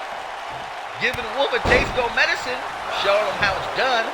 Kick to the chest, now it's Josh Wolf who's sent back tumbling. Trap to the jaw, Wolf spilling to the outside as he writhes in agony on top of those thin mats. Dante, if he's going to beat Josh Wolf, though, wants to beat him clean, wants it to be known to Wolf himself and everyone else that Dante Tatum showed up and showed out. Irish Whip goes up, clothesline by Wolf. Takes him down just like that, stomp to the quad, overhand punch, forearm smash, and a complete shot. Never get tired of seeing one of those. Not enough for Tatum. Goes for the sunset flip powerbomb. I'm sure Josh Wolf did his homework. Stalling butterfly. Looked like a lung blower. Wolf just dropping Tatum onto his knees, sternum first, and now just looking down at him with pure disgust in his eyes. Tatum picking himself up, using the ropes, and Wolf made a fatal mistake. Sunset flip powerbomb. 1, 2. Wolf kicks out, but the damage may already be done. When Tatum starts to get going like this, he is just about impossible to stop. 6. Wait. What's he doing?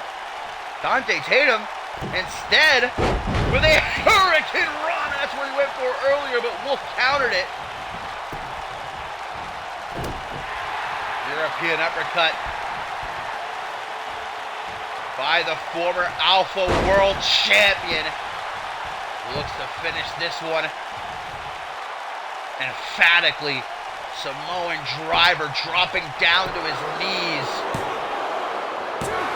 as he channels that spirit of Fenrir. No mercy to be shown. Forearm smash.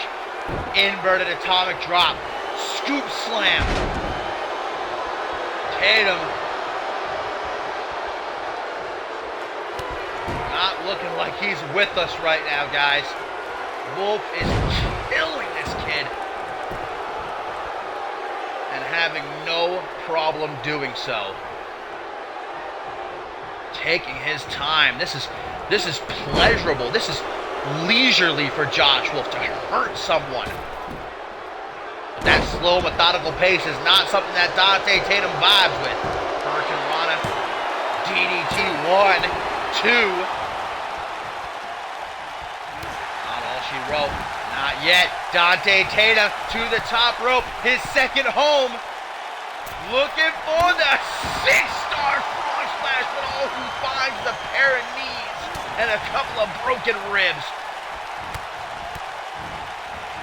Kick frenzy with a knee to cap it off, and these kicks just keep coming. Neck breaker to the Catalyst, and Wolf saying enough is enough. Another on the hunt inbound, but Dante Tatum still has something left to give, and so long as he does, no! Decapitated on that top rope. Dante Tatum, out of pure instinct alone, rolls to the outside before he can be pinned or submitted, and Wolf says it's time to go night-night, kiddo.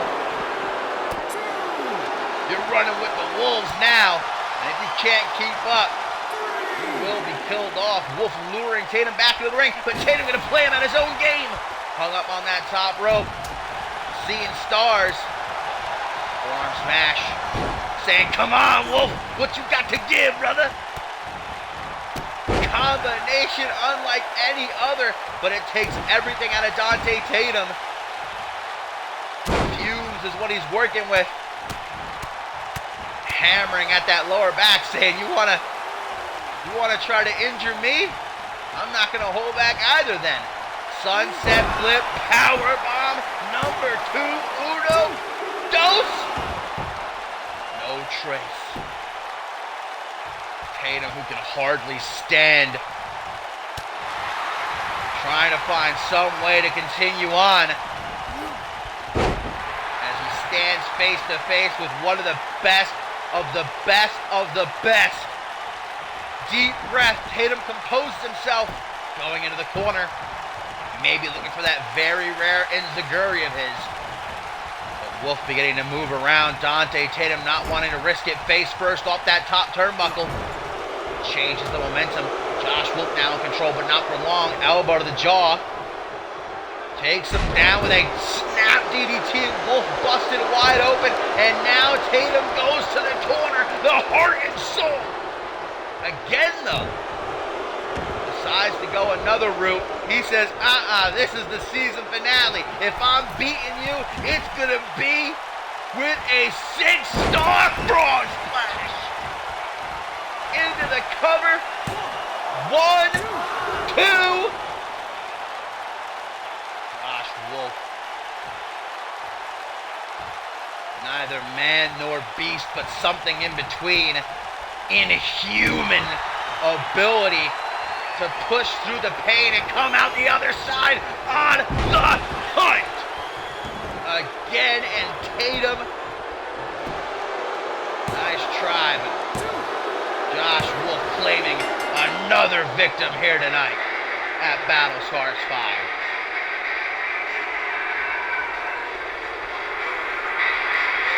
A valiant effort by the spark plug. But Josh Wolf didn't come here to BattleScars 5 to do anything other than destroy Dante Tatum.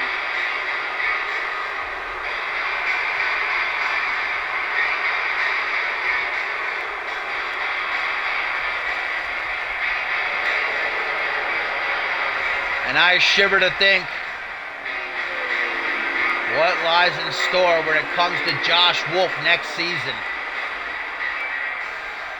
after a performance like that.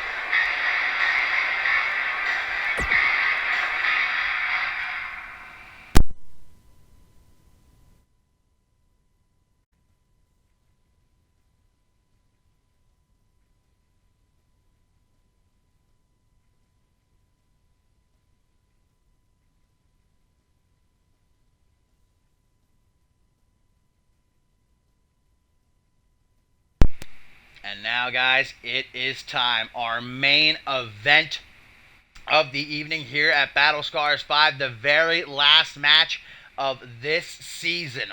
Thy Kingdom Come for the CMV Undisputed Championship as Chris Proudfoot defends against George King. And the rules of a Thy Kingdom Come match are pretty simple.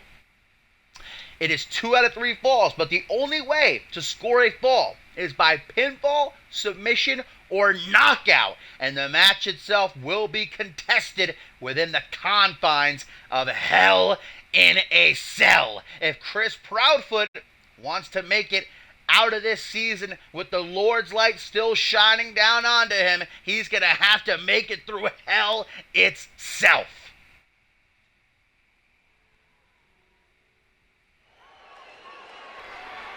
And it has been an up and down night for God's Chosen so far, with Chris Proudfoot losing the international title to Bob Luger at the top of the show, but then Joey Diaz and Braxton Sutter became the new Unified World Tag Team Champions.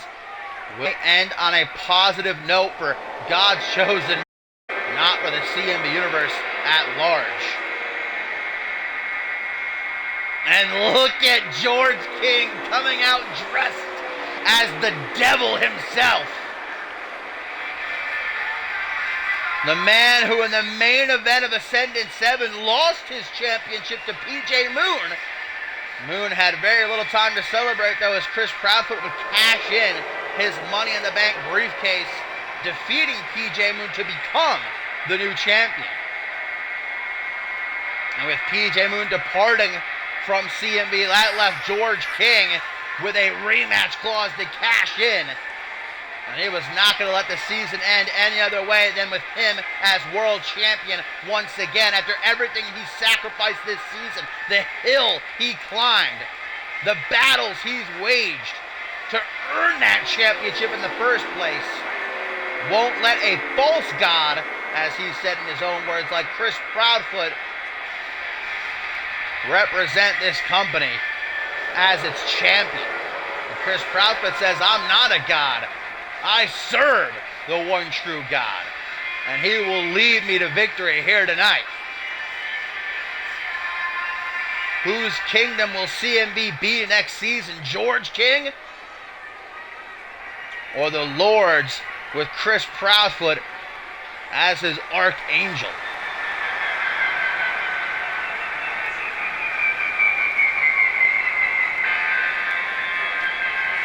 There he is, the CMV Undisputed World Heavyweight Champion, who earned his chance at Ascendance by surviving and beating out 7 other men in Money in the Bank, and then less than 24 hours later cashing in when he saw the opportunity present itself to end the biggest show of the year, with 2 titles in hand and the world at his feet.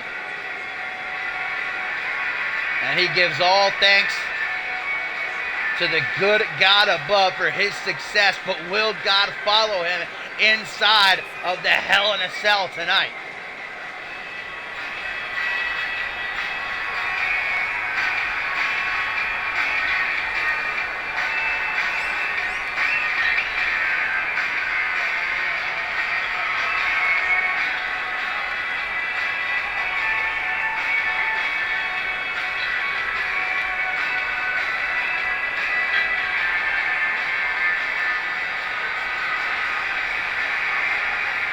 Chris Proudfoot's luck run out once that cell lowers around the ring.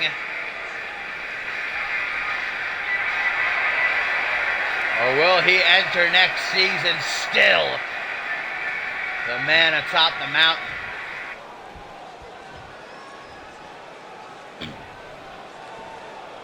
Thy kingdom come. First superstar to 2 points, either by pin, submission, or knockout inside of the cell, will end this season as world champion. George King, as mentioned before, had quite a highway to make it to where he is right now. It took him months to receive that championship match he felt as though he earned long before. And once he did, he wasn't squandering it, bettering 5 other men inside the Elimination Chamber, main eventing Ascendant 7, where that man stole everything from him in his own eyes. Chris Proudfoot says it's all a part of God's plan, and God's chosen will be the ones to rise above here tonight at BattleScars 5.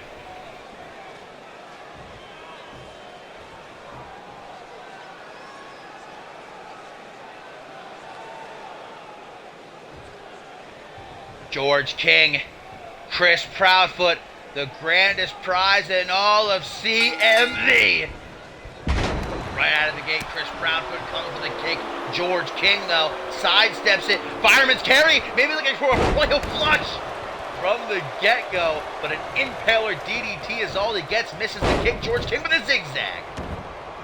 George King, much like Bob Luger earlier tonight at the start of our show, gonna have a clear advantage when it comes to the size and weight, but Chris Proudfoot, surely quicker, craftier, more agile than George King. We saw Bob Luger earlier tonight. He was really getting his ass handed to him by Chris Proudfoot. It was just one momentary slip-up on the part of the champion that allowed Bob Luger to roll him up and win the International Championship. And you can be damn sure Proudfoot will not be making another mistake like that here against George King. He's had about an hour and a half, maybe 2 hours or so to rest up.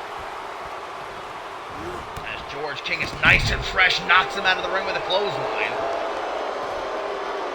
This is not Falls Count Anywhere. Pin, submission, in the ring only. Knockout, I would assume, counts anywhere, which is a way to score a point in this one. Oh, across the steel steps. These two just beating each other around the ringside area. My God.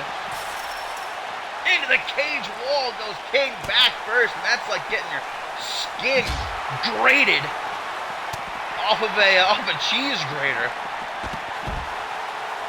Into the ring, down to the floor.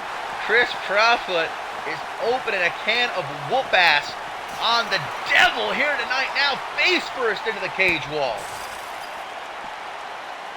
Front smash. Chris Proudfoot getting a taste of that chain link now. Slowly, methodically, George King turning this one around, and that's the pace that King enjoys. As a powerhouse, he wants to keep his opponents oppressed, not allow them to move around while he just hammers off power move after power move after power move. Chris Proudfoot is exactly the opposite. He loves the freedom to move around. And if you give him enough space, he will floor you with God's arrow, that single boot right down the gullet. Meanwhile, George King's royal flush, surprisingly a move that can come out of nowhere. I've seen him get a superstar up onto his shoulders and plant it into the mat in only a couple of seconds. When George King wants to move, he can move. Onto the apron he goes to avoid pinfall or submission. Knee through the ropes to the gut of Proudfoot allows him to re-enter unscathed.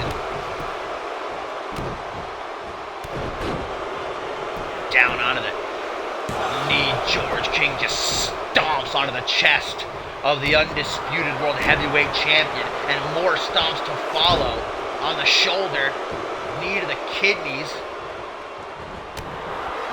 Elbow to the throat, but George King not having much luck. Proudfoot regains control, taking the big man into the corner head first off that top turnbuckle again and again and again, as many times as the Lord commands him to. Busted open his King as he plops down to the mat like a sack of stone.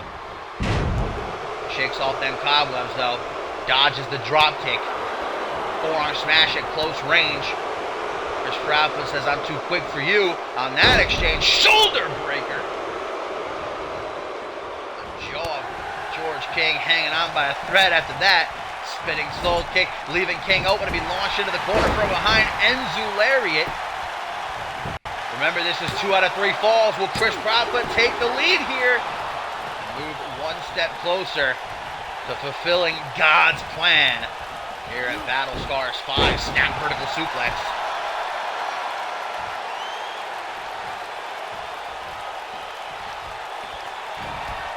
Proudfoot side effect. Could be the beginning of the end for George King's undisputed championship aspirations. As close as the pin can get, and Chris Proudfoot's actually arguing with referee Tyson. He doesn't believe it. He thinks that was a 3. And that time he wasted. George King gonna turn it around on him. Kick up on the knee. Goes low.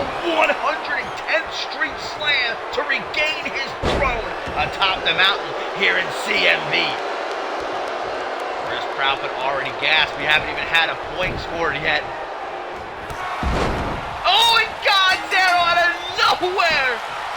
And that was a knockout! That was a knockout! Referee Tyson calls for the bell! That's a point to Chris Proudfoot, ladies and gentlemen. George King, knocked out by God's arrow, earns a point for the undisputed world heavyweight champion. He immediately tried to score his second point with a pin, woke up in time, and was able to kick out. So that is 1 point to Proudfoot. Remember, pin, submission, or knockout. And George King, realizing what's happened, knows he's got to tie things up again, and quick as he looks to do so with the royal flush, but Proudfoot able to escape off the shoulders. Clothesline downs George King as he's picked up and now gouging at that cut across the forehead, digging his fingernails into the flesh, and a sleeper slam.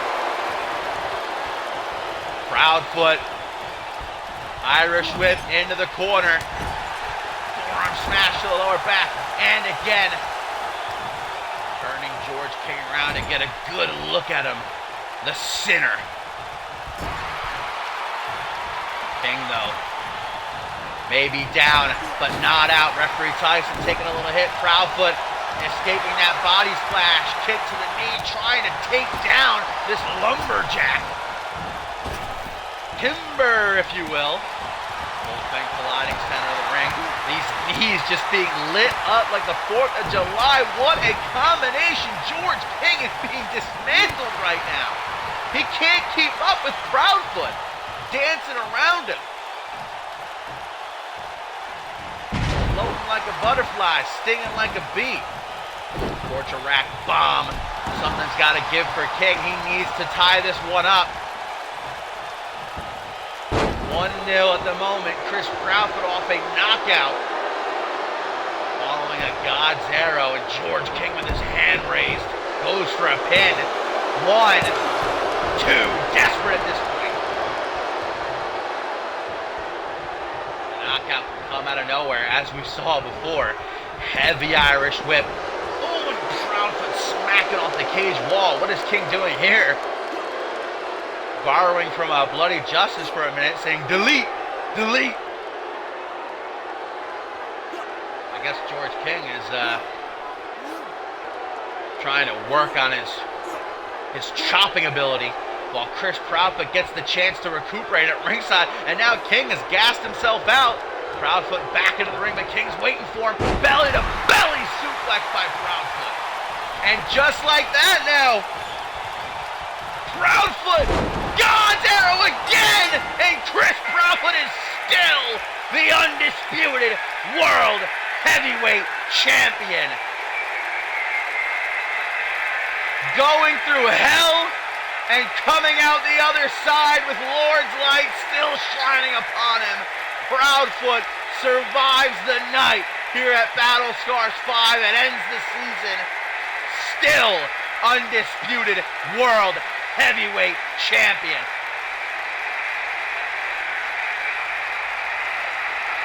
Even Proudfoot was confused for a second there at the end. After he hit the second Godzero, went right into the pin, but didn't realize that Tyson called for the bell. King was out like a light. And as the cell raises, Chris Proudfoot going into next season, still undisputed champion.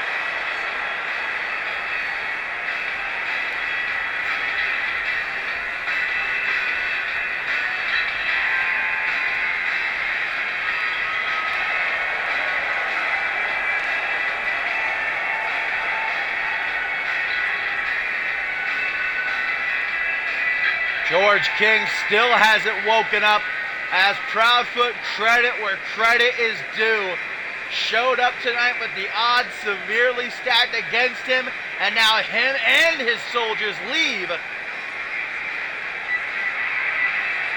plastered in championship gold, and with God's plan coming full circle.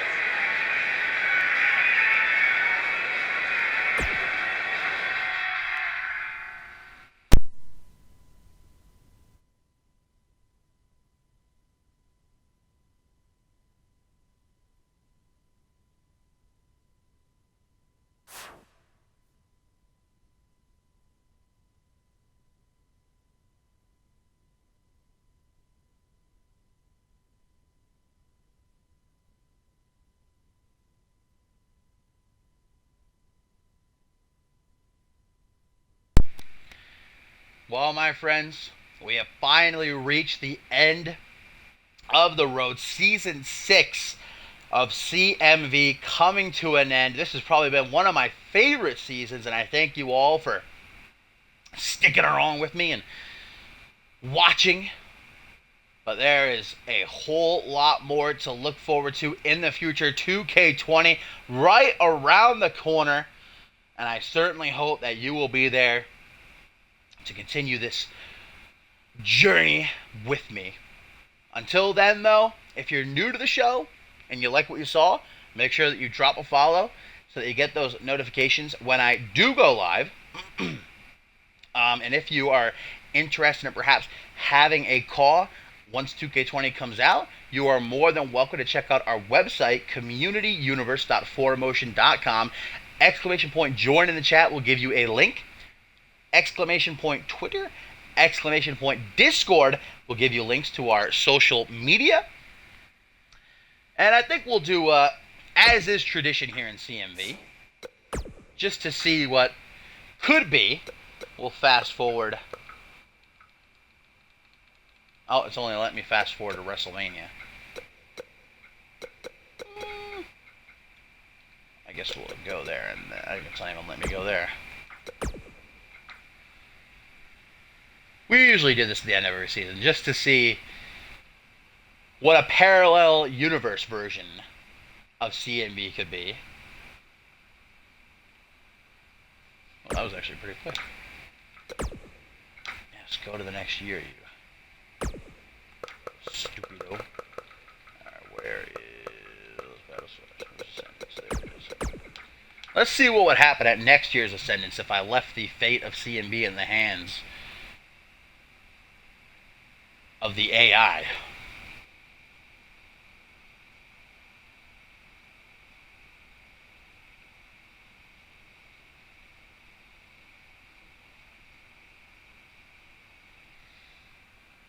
But yeah, guys, thanks so much for an amazing season. We're coming up on December 31st. Will be 5 full years CMV has been around in real time, entering season 7 on 2K20, and I can't wait. Very excited. Got so much in store for you. Big changes.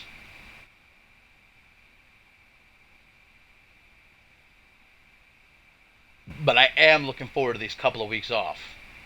That's for sure.